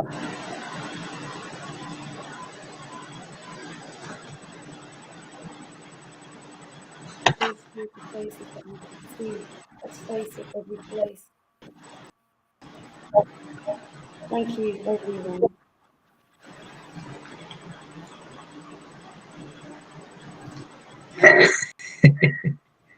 Now when I just go back and stop. Hey, Karina, how you doing? Hey, Moon, how you doing? Good to see you. I see you for ages. Was Marge gone? Yes, I think so. I know, but we're still live.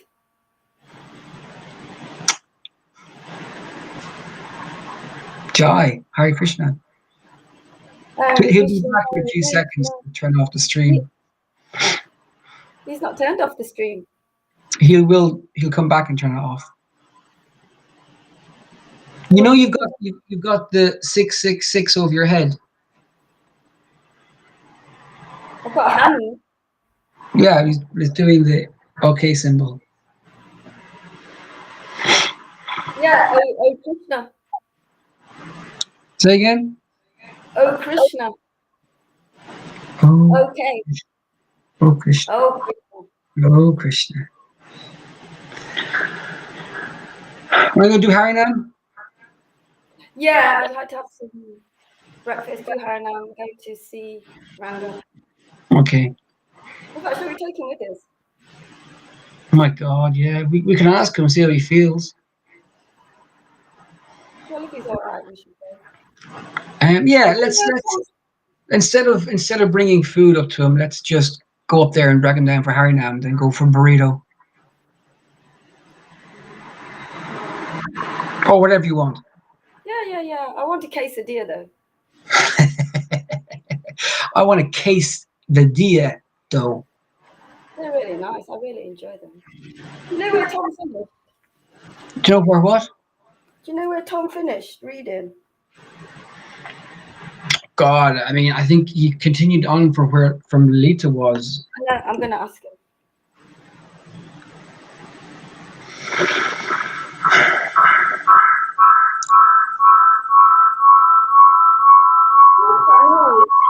It's feedback. From? I think it's your side. I think. No, because when I had mine off, it was still doing it. Maybe it's my side. You are still like, yeah, we know the stuff. Yeah. Come. Shilagor Haridas and the all-seeing mouth. Hey, Maharaj.